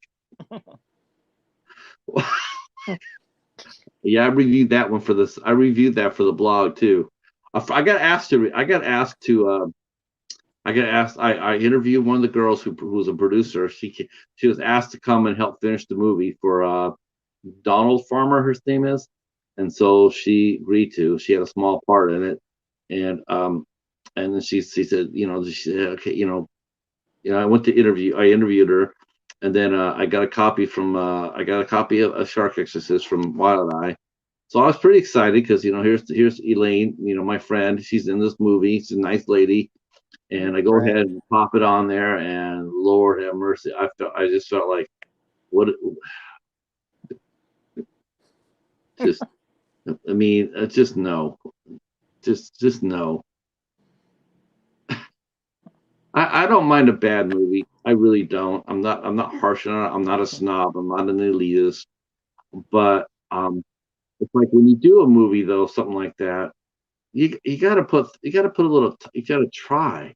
Yeah. Oh, I love horror. I love Tim. I love Wild Eye too. I really Yes. do. But Absolutely. when they do movies right, like Carousel and Triggered and House on Cuckoo Lane, Creature from Cannibal Creek, which was written and directed by the guy and who's actually one of Brett Kelly's friends, John Migliore. He did that movie, and that movie rocks. And I don't think he's an experienced director. I think that was maybe his first movies that he's directed. Hmm. That movie rocks. That movie is absolutely a hoot. Um, I just, I just, I don't know. I just find the lack of effort. It's like, why am I caring about a movie when you didn't care about making it? Yeah. And he's telling his friends that, you know, come out here like, well, the a Ouija shark was made for $220, $220, Oh. $300 Canadian, and $220 US. That's how much he made Ouija shark for. He didn't pay any of the actors. He didn't, I think the money they spent was on the effects for the Ouija shark, but they didn't pay any actors. The Who got houses, paid? The computerized shark got paid. That was it. yeah. I mean, it was just like, mm. And the thing is, I was like, it's just a lack of effort. That's all. Uh, so no more beating up on Brett Kelly. I'm sure he would have stories to tell why he did what he's done. It would be interesting hearing it. But Yeah. yeah. All right, keep on talking, Steven. I'm gonna go take a quick break here. All right. So, what do you think, Tim? Some of Wild Eyes you like there, or what you think of a Ouija shark? But yeah, we were talking about some other guests and stuff too, Tim. I was talking about probably getting Jeff Kirkendale. He was Jeremy in Return to Splatter Farm. And it was funny because like I was saying when I messaged him, he said he's seen some of my reviews and everything, and I was like, oh, I hope he didn't see the review on Bigfoot versus Zombies because that one isn't really one of my favorites.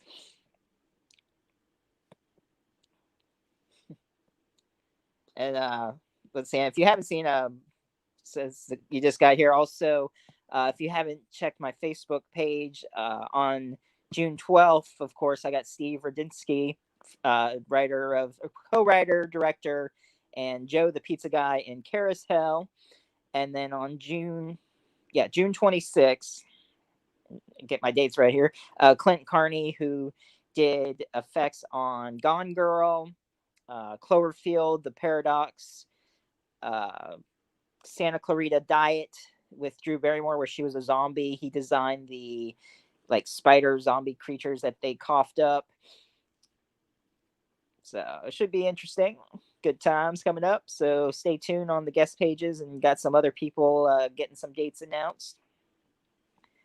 And then Patrick is going to have from Triggered, Meredith on there, and the director. Uh,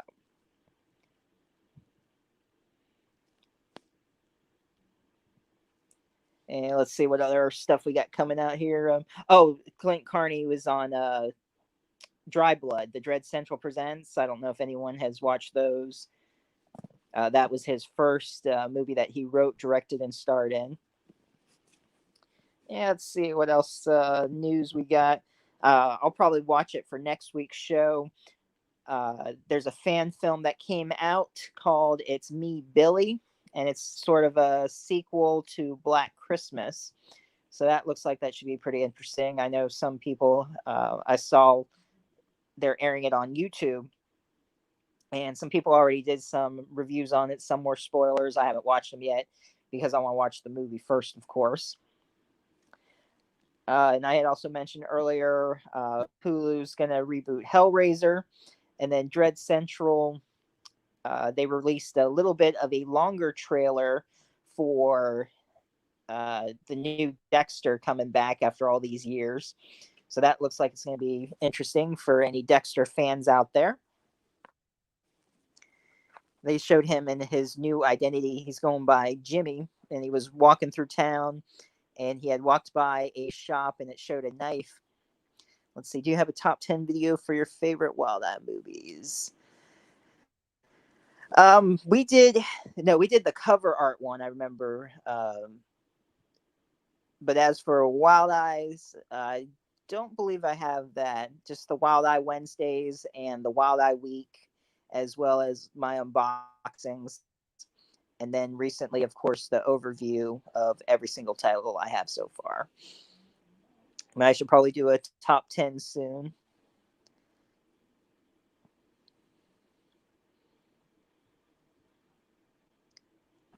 So, and a lot of good stuff coming out in the next couple months. There's a bunch of new Wild Eyes coming out. Looking forward to see. There's one coming out called House Monster, Devil Nun, I believe, something like that. And we got Death Rank. That looks like an interesting one. Amityville Vampire is one coming out. Bigfoot Wedding, something along those lines. They're coming out with a Wild Eye Ron Extreme of Sodomaniac. Sodomaniac is being re-released. A movie called Stomach is coming out. Let's see, House Monster, Future Fear. So a lot of good titles coming out for Wild Eye the next couple of months. So I'm sure some of the new ones might make that list. They should have a trailer, I believe, on YouTube for House Monster and Future Fear that you can check out.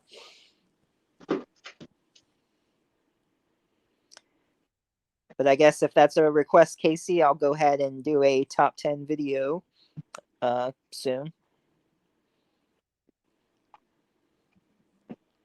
Which I've probably named some of my top ones during the live stream. Welcome back. Thank you. So yeah, we were just talking about some Wild Eyes. If I did a top 10 video, I mentioned some titles coming out in the next couple months. Did a couple of anything good? There was Death Rink is going to be coming out. House Monster, Evil Everywhere. I think something called Bigfoot's Wedding. They're doing, or Bigfoot's Bride, or something along those lines. Future Fear. What else did I say? Future Fear, House Monster.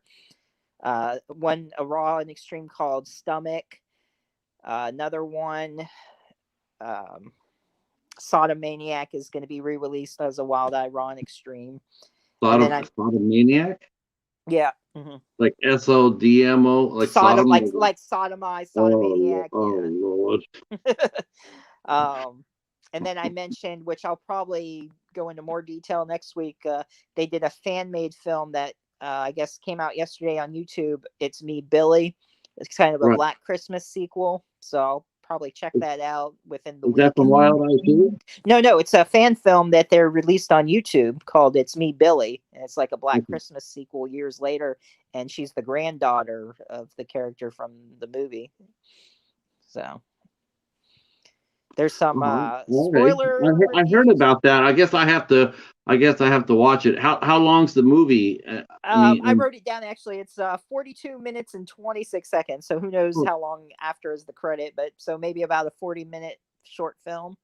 okay, okay. Um, and then I mentioned that Dread Central, they did a trailer. Well, I mean, they released the trailer of the new Dexter coming out, the new season of his new life. And he was just walking through town. They're like, "Hey, Jimbo, Jimmy, how's it going?" And he's just like greeting people in town. And then he stops in a window and he sees a knife and he just stops and looks at it and kind of like, I guess, like reminisces of his killer past and his dark passenger. So that should be good.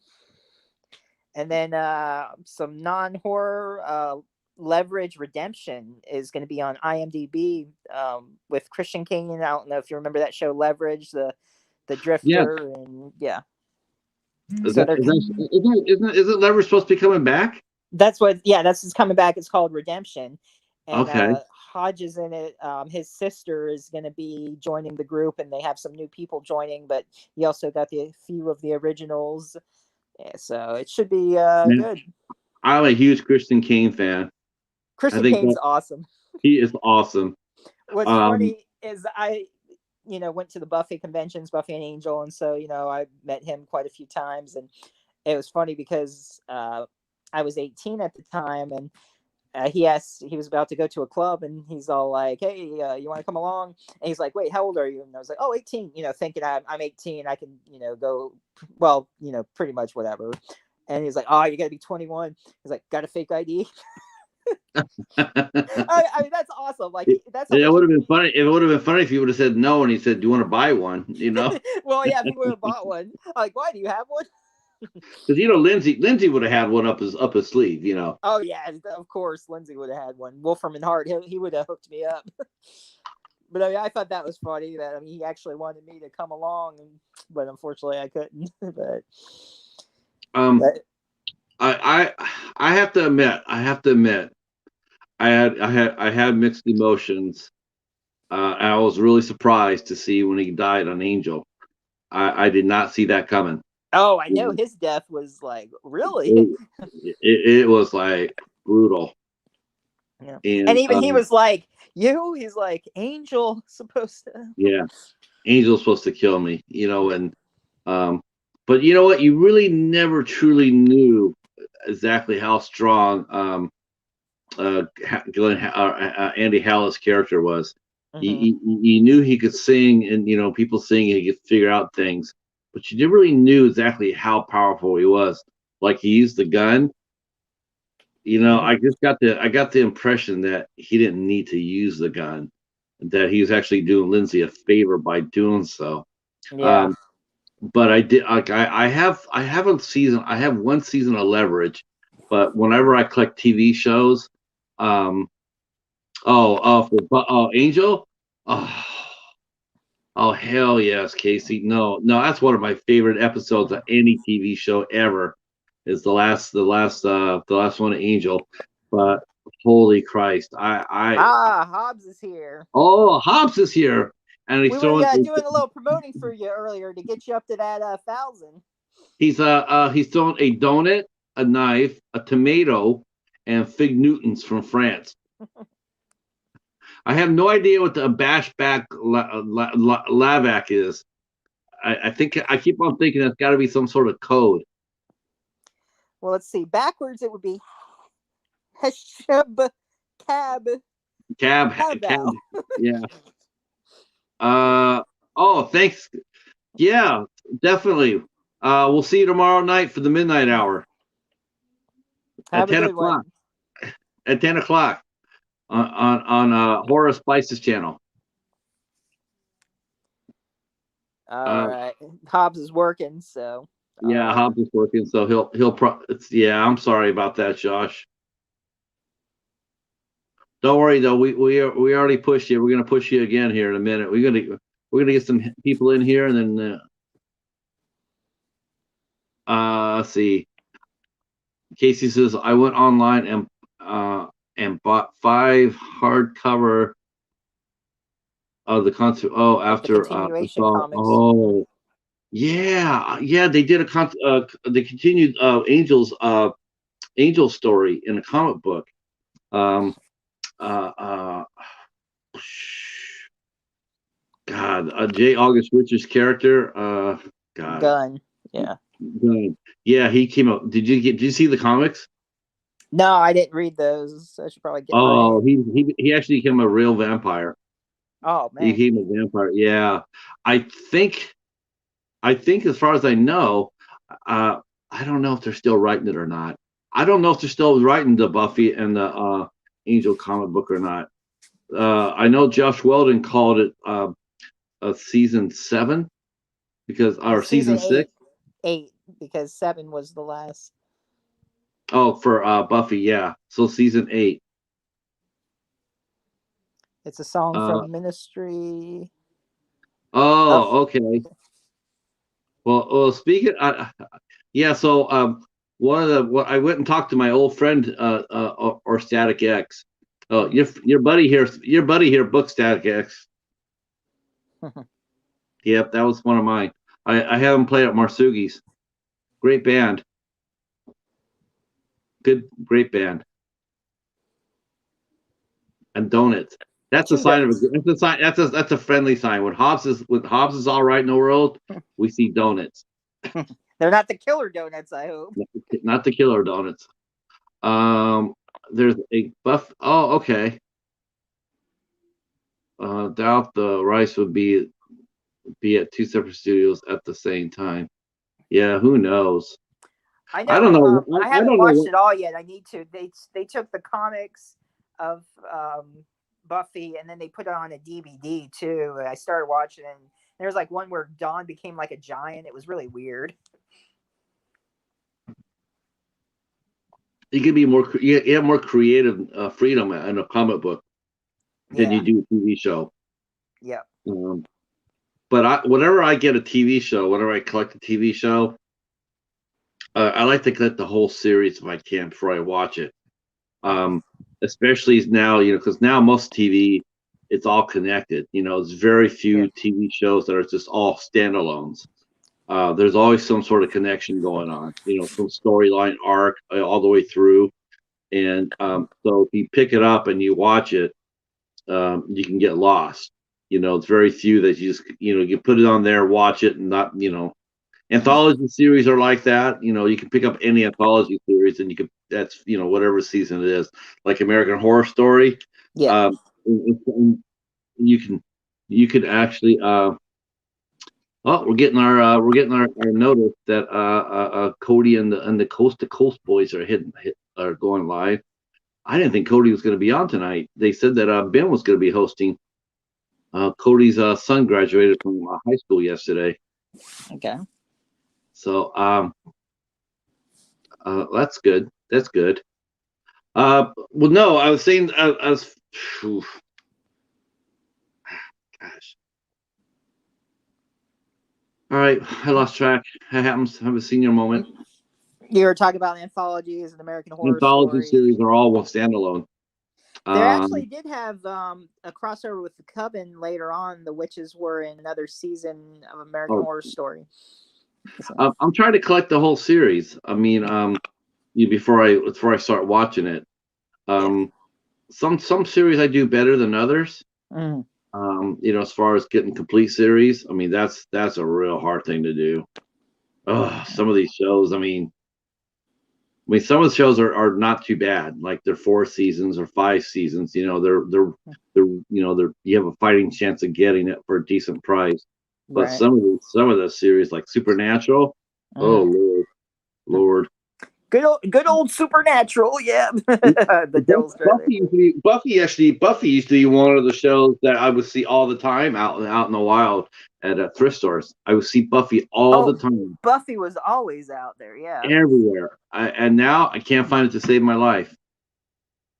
I got 4 seasons of Buffy, and I got 3 seasons of True Blood. I got 4 seasons of The Blacklist. I got the first season of Body of Proof, which was a really fun series with Dana Delaney. Hmm. Um, I get a couple seasons of Wanted Dead or Alive. I get a single season of Monk. Mhm. Those are all shows I want to watch, but I got to get them all. So if I do watch them, I don't lose the story. True Blood was really good. I was a little disappointed with the ending, but overall it was a good show though. But totally different from the books. If you read the books that Charlene Harris, um, like in the book, not too much of a spoiler from the show, but Lafayette, uh, he wasn't really supposed to be in the show because in the book he got killed off, but his character was so popular they wrote him into the show. So I mean, it's like just character wise, even completely different, and they have You know, like some tight, like totally different plot lines, and they changed it from the book big time. that gentleman who played Lafayette. Do you know he followed me on Twitter. Yeah, he Yeah, passed. He passed he away passed though away. years back. Yeah, yeah, he passed Which away. I actually had like two, three celebrities follow me unbidden on Twitter. I'm like, I don't know why are you guys following me? Um, yeah, the Sookie yeah, Stackhouse novels are great. Yeah. yeah, she's not a bad writer. Charlene Harris. I've read some of her books. At the True Blood convention I went to, he was at. It was funny that he was saying how his audition, he like went in and sort of like dressed up in like a dress and high heels and stuff. He came in and he said he just walked right in. He's like, I'm ready for this, and he did like his whole over the top game. He goes, and they loved my character. He was Was it Ryan Quateen and True Blood? yeah, he was the brother, Sookie's brother, Okay, yeah, and then this that guy's guy, hilarious. one of the convention goers there at that True Blood got a tattoo of Lafayette as hat on like the side of his leg, and he showed him while we were at the bar at the hotel, and he goes, "Oh my god!" He's like, "That's me." He's like, "Damn!" He's like, "I'm buying him up drinks all weekend long." Oh, He's like, he put my face on his leg. uh, that's fun. You gotta love fanhood like that. You gotta love it. It's such a cool thing to see. like I don't mind putting tattoos on and maybe some characters, but certain faces and stuff, I don't think I could really do that. That's to me a little much. But Oh my gosh, I definitely got to get a. I definitely got to get a. a tripod. Yeah. Let me see. I had to get another. I got my grip one that I'm holding right now, but the other one that I had earlier in the week, I went to put my phone in it, and I was stretching out where the phone goes, and the clip just broke right on me, and I was just holding my phone. I'm so glad I got this grip one today. Yeah, I'm gonna do that before. Much better help. I got a good grip on it instead of just holding my hand over it. Yeah, this is not a good look. Where I'm at, I'm looking at my face. I'm like, why am I seeing my nose and my mouth? It's like no one wants to see that shit. You got to turn on your fan because it's right over your head, just like Hobbs was saying on the midnight hour. Turn it on and it's going around. Yeah, you just want to see me do the beanie. You want me to be like Beanie the Sea Serpent. Yeah. Yeah, Cecil the sea serpent, and Beanie too. Oh wow! Well, we actually crushed 2 hours here. 2 hours and 12 minutes. Yeah. Damn, we're smoking it. I think we'll make it to 10, no problem. Yeah. Let's see what else I got going on. Any other news? I think I already went over all that news I wrote down. So. Well, I think I'm going to be breaking back into the ISC. Hobbs watched The Devil's Candy this week. He said it was outstanding. Yes, Devil's Candy's good. I Yeah, like that so one. um, a movie I really like. I'm not sure if you saw it or not. Did you ever see a movie called Hard Candy? Yes. Was that where she turns the twist on the pedophile? Yeah. Yes. Ellen Ellen Page. Page. Yep. Speaking of Ellen Page, did you see the picture she released this week? No. So she released a topless, her after her surgery. She released a topless picture of her in a bathing suit, and I gotta admit, she looks like a dude. Well, isn't she transgender? She came out or whatever. Yeah, I think she is all the way. Mm-hmm. I think she's fully a dude now. So Um, yeah, she came out. She had a six pack going on and everything. She was ripped. Um, I just hope that she's happy. Sometimes that's the thing. It's like you hear her voice, and man, I don't know if it's just me or what, but I just in the back of my head, I just keep it on. I just keep hearing her like there's just a sliver of doubt in her head. Like what have I done? And it's just like, okay, you're all right. We got you. I'm really interested in seeing what she's going to do for her acting. She is. I think she deserves to get any job that she wants to get. yeah, She's a great. I mean, just because she changed her sex doesn't mean that her talent went away. She's still a very talented actor. So yeah. whatever she wants to, whatever he wants He, to she, do, he, or whatever. yeah, Yeah. Elliot. All the nouns, them, they that they now use, whatever. Yeah. Yeah, yeah. I'm so used to not. It's like it's almost to the point where I think it's going to be for me as far as her movies go.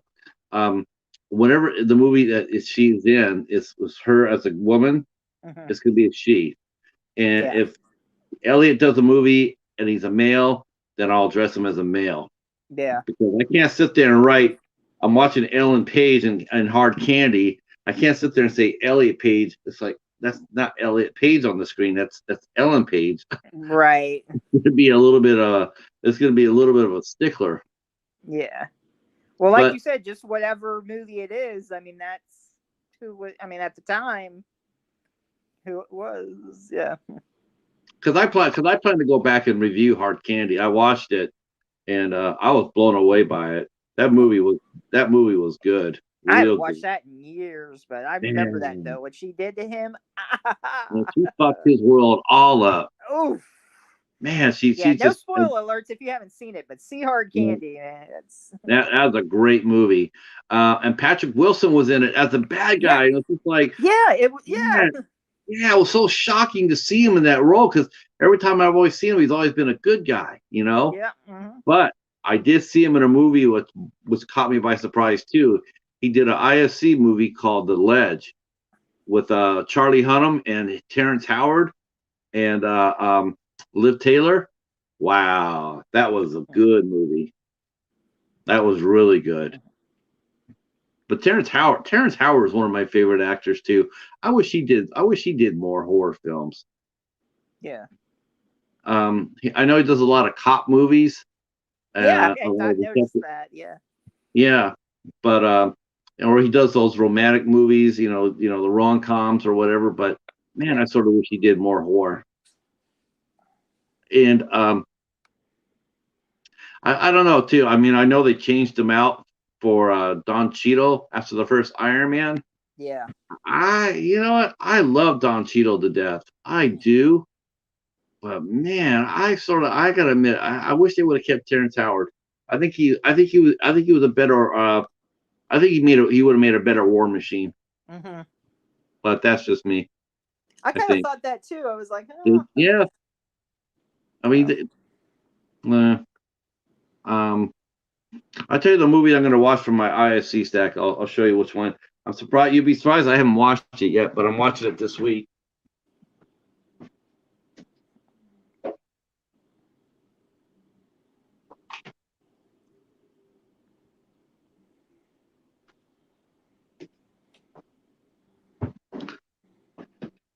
Because I'll be honest with you, I think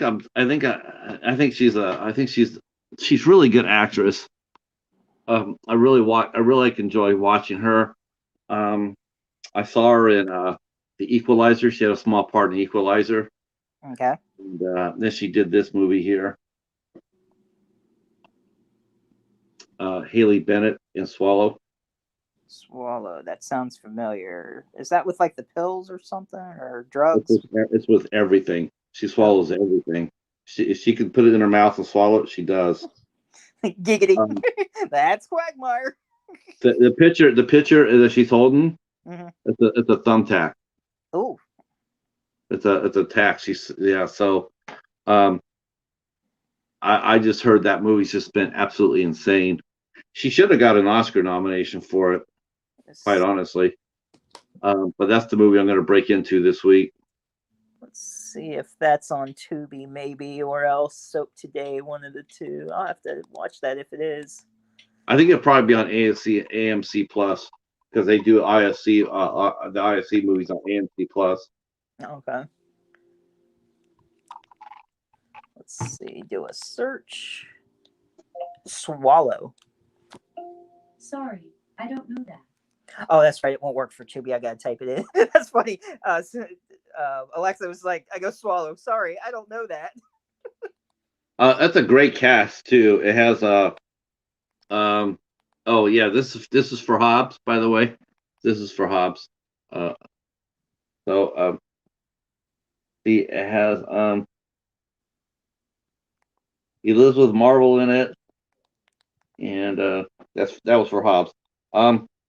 And David Rosh. I had not seen that guy at all. And that's for Hobbs right there. All right. Let's see. So no see. Swallow on Tubi. Okay, let's see. Oh, horror packs are awesome. Gosh,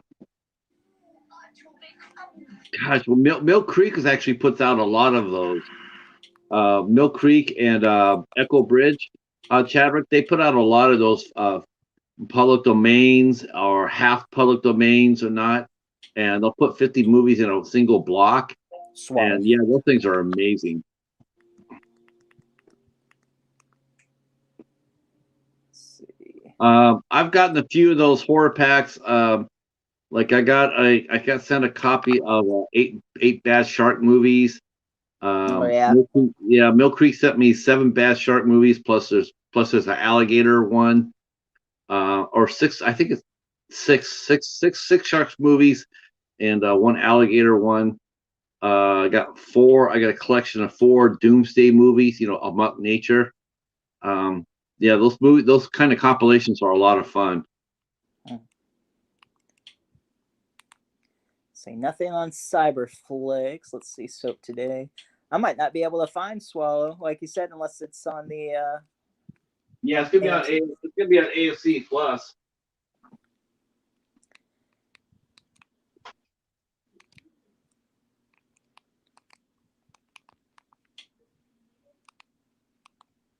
Okay. Wow. Swallow. Or put Haley Bennett.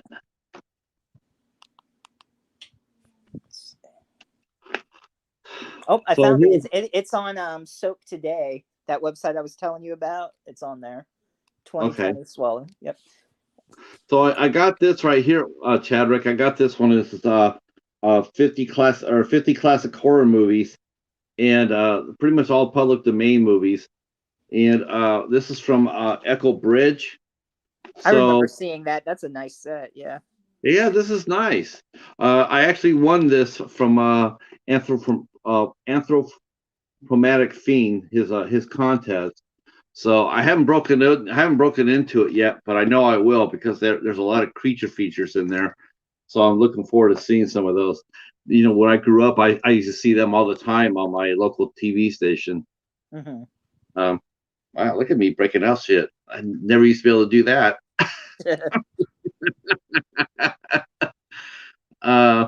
No, I'm most of the time I'm just sitting here watching other people's collections, right? Like Hobbs. Well, since you know about it now, you want to see your Rent-A-Pal with a slipcover that I got you? Hell yeah, break that out. All right, get that IFC out there. Oh man, I can't believe this, man. This is nice.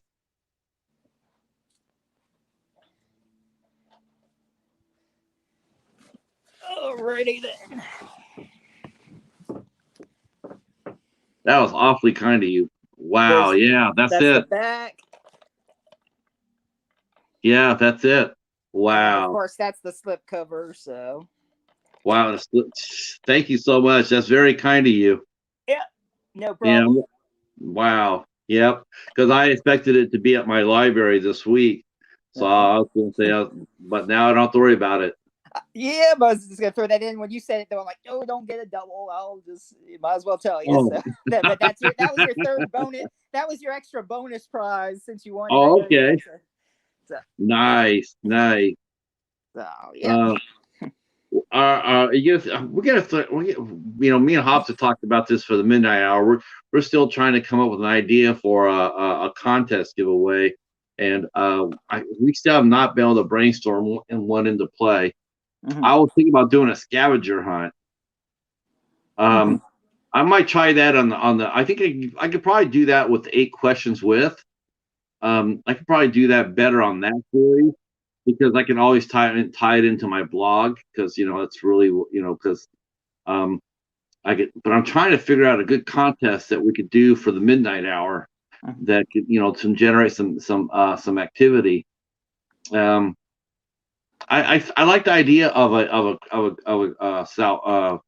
a scavenger hunt. Like you leave a clue like go to this person's channel and pick up your next clue by answering a question. Yeah. What movie did Boris Karloff play Frankenstein first in? Right. That's the question. Then you go over to Boom's channel and you write down, the answer in the comments. And Mm-hmm. then once we see that, then we turn around and then we send you on the next way. Like you're right. So now you need to go on to the Horror Spices channel for the next question. Mm-hmm. And then you slide on over there, and then he has a question for you. And then whoever does it the quickest wins the prize. Okay. But I still try to figure it out how to do it right. I know that we did horror trivia, and Derek won a copy of Silo Mm-hmm. that Oscillio was supposed to send him. Yeah. They better send them. They said they would. Yes. Making me That, randomly hurry up do the art project and cut out all the names. that's my fear about doing deals with some of these companies. Is like, I asked them. I'd rather them send them me the movies. Like how Rob will send you the cop. Were you getting your carousel from Rob, or are you getting it from Well, Steve? one of them I did buy, but Rob said he'll go ahead and toss in one also, so I might have a couple winners there. So I'll let the first person, I guess, choose whether they want the Blu-ray or DVD, and then the next person just gets the remainder. So Let's see. So he'll probably send some other extra stuff too. I was like, besides the ones I review, if either doubles of the new, whichever he wants to do, or some random old ones I can give away. And he was like, yeah, I'll throw some in there you can give away. So yeah, because I mean, all it does is just totally free publicity. yeah. I mean, I started doing that too. I'm starting to try to build up a box of extras so I could actually do some prize giveaways or care packages. Mm-hmm. I saw that Marco Horror made another run out to McKay's, and he posted it out there, and most of the stuff he just got for his care packages. Mm-hmm. He's super famous for that in the community. I just go over there because I just want to see what other people are gonna get. It's so cool.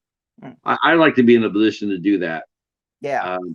That's really, I really like to be in a position to reach out and grab, a few movies and send them to other people's way.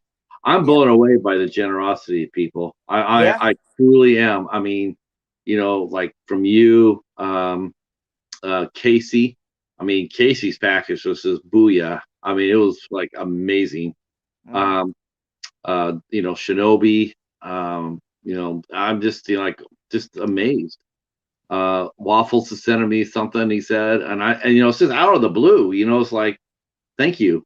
But I like doing it too, though. I like doing it. I think sending it, like watching Q, knowing how hard it is for people up in Canada. You know how fucking hard it is for people in Canada to get shit. I mean, Yeah. I think Phil orders just about everything. Oh yeah. All right. Yep, we'll be there tomorrow. Yep. For Jack Andrew Cook. The show's gonna be on the Horror of Spice, and I'll mention that in the group, Chadrick. And feel free to post it on my Facebook too. Like I said, we'll advertise each other. Yep. So. Um. Yeah, I'm gonna do that. I. I'm hoping that he can. I was gonna try to walk him through the StreamYard, because you know how that is, and unfortunately, he runs his business from his home, so he's really busy right now. So he didn't really have any chance to do so. So I'm going to try to do it with him tomorrow, Yeah. so we can get his guest on. Yeah, I'm still not. I'm going to be off tomorrow night. Mhm. So I saw. I might ask her on Zoom tomorrow. I might not. We might just be chilling and stuff. But I did.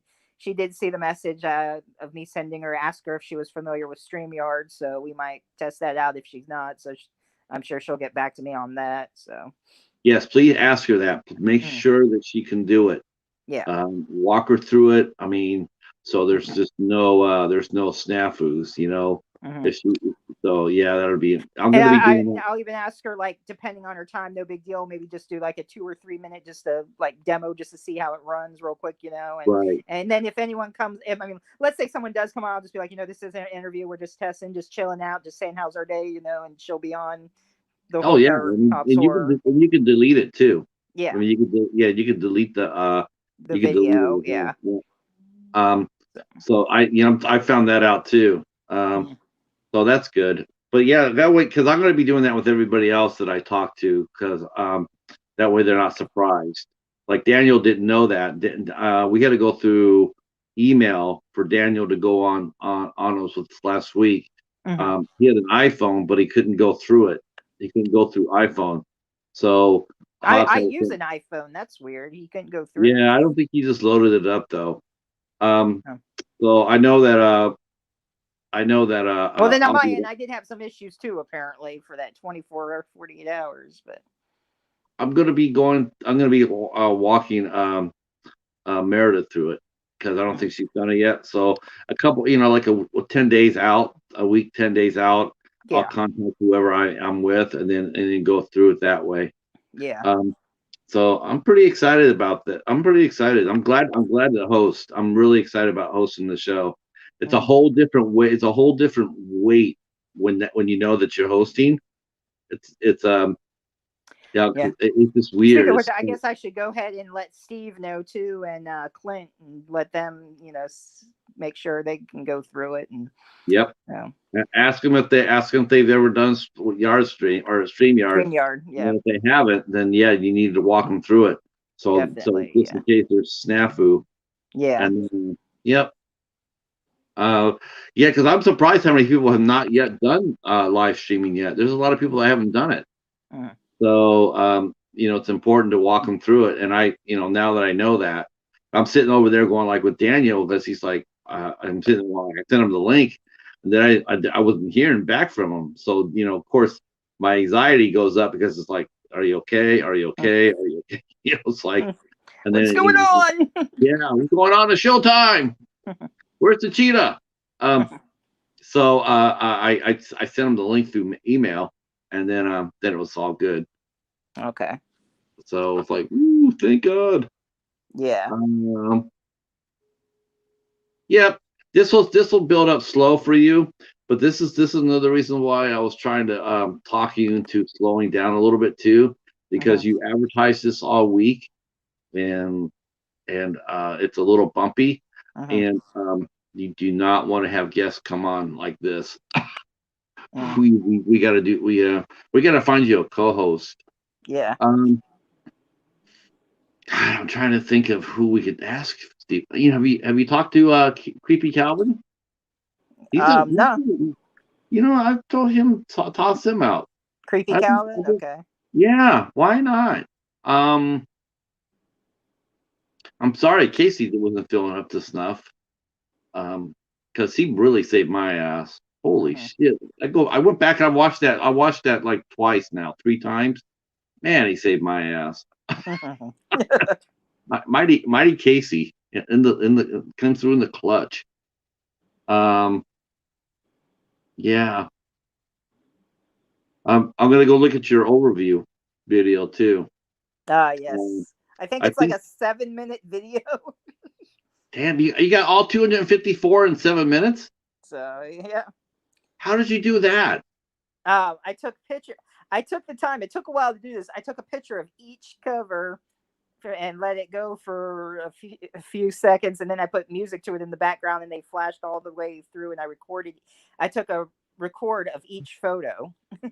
Oh, Yeah. well, I thought you were going through like going through each movie and talking a little bit about it. No, no, I was. I didn't read the. No, I mean that would take more than 7 minutes if I did that for sure. No, I just showed all the titles, just the pictures, went through them all, and yeah. You know, it took me 20 minutes to go through mine. Oh yeah, Um, it would be a lot more than 7 minutes if I did yeah, that for sure. yeah. Um, Yeah, he I was saying about my top 10 wild eyes. I should do a video for my top 10 wild eyes. well, I know we I did think this, a cover one. I think this could be a segment for you anyway. Mhm. Um, you could do like if you watch Wild Eye during the week, you could always just talk about I know you got to review it anyway, Mhm. but you could do like a top three of the week. Just mention Well, which sometimes when I two. do my reviews anyway, besides Wild Eye Wednesday, I call them my Wild Eye whenever reviews. Right. Just, yeah. So, I thought. Oh, you know what? Speaking of, I'm not sure if that means anything or not, but I saw Mr. Meathook has been active lately in the community. okay. I saw him pop up a few times. Okay. I have not seen him in weeks, but I did see him pop up. Um, and so I was like, oh shit, when did he start? When did he return? Hmm. And so I'll have to ping him and say hello. I'm gonna let him know that you're doing your podcast now, your live stream. Okay. Like I said before, he was doing one, but I think it just faded off into the sunset. I think he Hmm. did like 5 or 6 episodes of it, and it just died out. Hmm. It takes a lot. It takes a lot of work to do this. It does. I mean, Yeah. I it's think not. also once I start announcing guests too, I think that'll help me pick up too, and people come in for that. And yeah. So. Yeah, that will help.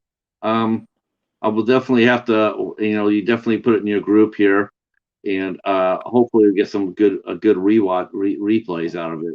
That's what's really been that's been our real strength is our replays. So, well, Um, yeah, I think it was our first episode, 130 views or something. I think. 138. Oh, it's okay. It went up even more. Okay. Yep. Well, I'm at 138 with the first one. But our replays for the midnight hour, Mm-hmm. man, our replays are off the chain. Well, except for last week, I shot myself in the foot last week. I don't know what happened last week. Hobbs is trying to make me feel better by saying it's YouTube, and I'm like, no, it's me. I didn't promote it as well as I should have. Mm-hmm. Um, I could have did a lot. I could have did a better job. Um, yeah, it was. It's but our replays all on the whole really really good. I mean, it's All right. really yeah. I mean, people roll out and it'll be low at first when you roll when we end this. Since it's been such a small one, it'll probably be like about maybe 40 or 50. But Mm-hmm. don't despair of that because it will go up. People will come in and watch it, and Oh then yeah. it'll go up. Yeah. Well, it took a little while for us to figure that out, because sitting there watching it, because we're fighting just like for everybody else for views. And Mm-hmm. right now, with Coast to Coast going on, like all the people that would be some of the people that would be here are over there, and Okay. that's to be expected because we're crossing over. Okay. So they're a little bit more. They're a Oh, little bit I more. thought theirs was starting at 10. I thought that's why we were just. No, Super Slash Bros start at 9, and Coast to Coast starts at 9:15. Okay. I mean, you could cut the show to 2 hours Yeah. as not to cross over. If you can just get one, if you get just one co-host, Yeah. then you can do 7 to 9, and I really think that you guys will Yeah. be fine. Um, Well, even I two mean, hours is good. I mean, it doesn't necessarily have to go 3 hours. I mean, no, I so. don't think so either. Tell you the truth, Stephen. I think if you did seven to And nine, just starting out, 3 hours might be a bit long just to, until, right? unless there's a reason to be Yeah. on 3 hours. Well, I mean, it's like Hobbs always comments at us is, you have no problem doing the show because I'm a Mm-hmm. chatty Cathy. Um, because I can keep this going for I can keep this going. I could, not a problem. But Yeah. the fact is not everybody can do that, So and I'm not sure how many people want to sit here and listen to me talk either. I mean, just yeah. because I can talk doesn't necessarily mean that people want to hear me talk. They Casey want to said hear. he's got both going. Laugh out loud. So I guess he's talking about the Oh, other oh, stream. okay. Well, you got one in one ear, the other one here, and then you got subtitles for Oh, us. I'm glad Cody's there because I mean, like I said, I thought that Ben was going to be was going to be the host because Cody was supposed to be like I said, his son graduated, and so they didn't think they was going to be there. So but it looks like he is. And I'm just gonna for shit and giggles. I'm just curious. There it is. Yeah, they got 14 watching. So they're Okay. just right now well, also too, there's also 5 co-hosts. So they have 14 people at that, and plus they're more established. So it's going to take Right. a little bit more time. So we just got to find you. We're going to find you a really good, strong co-host that can come in. And I do think you should cut it to 2 hours. Yeah, I I think mean, that might be a good idea. for right now, 7 to 9 is fine. And then what you could do, you can turn around and then and this is something new that I've noticed that a lot of people are doing is actually you keep it going from let's say 7 o'clock to 9:15. Mm-hmm. They could ask people to raid coast to coast, and that way just go from your show straight over to their show. Put the link up. You got to make yourself a moderator too. I don't know how you're going to do that, so that way you're able to post links in your show. Maybe Hobbs or somebody else can walk you through and how to moderate yourself. Mm-hmm. That way people won't troll you either. Yeah. Um, yeah, nobody wants to troll. But no, I think this has been fine. Hey, I know I hit it big once I got a troll. All right, my first troll. Oh gosh, that's funny. He's got both going. Um, yeah, Cody's there. Ben, David. Oh, I don't see Sam over there. I have to get on him about that. And then there's Mark, and then Phil's up there too. That's good. Well, it's 9:52. So you want to go ahead and start thinking about wrapping it up, sir? Yeah, I think that's good for the night. So go ahead and Definitely want to thank Chadwick and Doomsday Army and Casey and Casey Hobb and Heroic and Waffles. Heroic Waffles. Tim I think, was in here. Yep. yep, I think Waffles is going to be doing his own stream here at 10 o'clock. So yeah, and then next week, it'll be on your channel here, and hopefully you'll have a co-host. We're gonna burn it up. Yeah, we gotta burn it up. We gotta find you a co-host. Mm-hmm. And then, well, I tell you what, even if just in case, even if you don't, you'll be able to do this by yourself for 2 hours, easy. I know you will. Yeah. Totally confident in you. And definitely will roll over and support that. Yeah. It's been a blast, man. Thanks for having me. I really appreciate it. And Yep. thanks for letting me talk about our Danielle Harris show on the 13th. Mm-hmm. We're kicking off summer with on the midnight hour on June 6th with we're going to do a Warhead Challenge. All Don't ask right. me how I got talked into that, but I'm talking the Warhead Challenge, and Yeah, we're man. kicking off Shark Week. We're kicking off summer with a Shark Night on Miss Boomstick's channel. Danielle Harris will be on Hobbs's channel on the 13th. I'm not sure what Hobbs is doing on the 20th. I don't know what we're doing on the 20th of June. And then Meredith Muller will be on the 27th on the midnight hour. Okay. And then for 8 Questions With, we have Brian Scuttle on June 2nd at 7 p.m. Eastern Standard Time. And Kevin K at 2 p.m. Eastern Standard Time on my channel. That's Half Cheetah Will View. All right, Steven, wrap it up. All right. So that's it. Until next week. We'll see who my co-host will be. Like I said, got a couple of friends, maybe. So, and I'm probably going to check out that Black Christmas fan movie too. Talk about that. So that'll be something on the list. So Yeah, stay tuned yeah, for that. I'm going to look forward to that. So, all right. Well, I guess I'm going to go ahead and end it at that. All right. So thanks again, everybody, and Patrick, and talk to you Peace. later.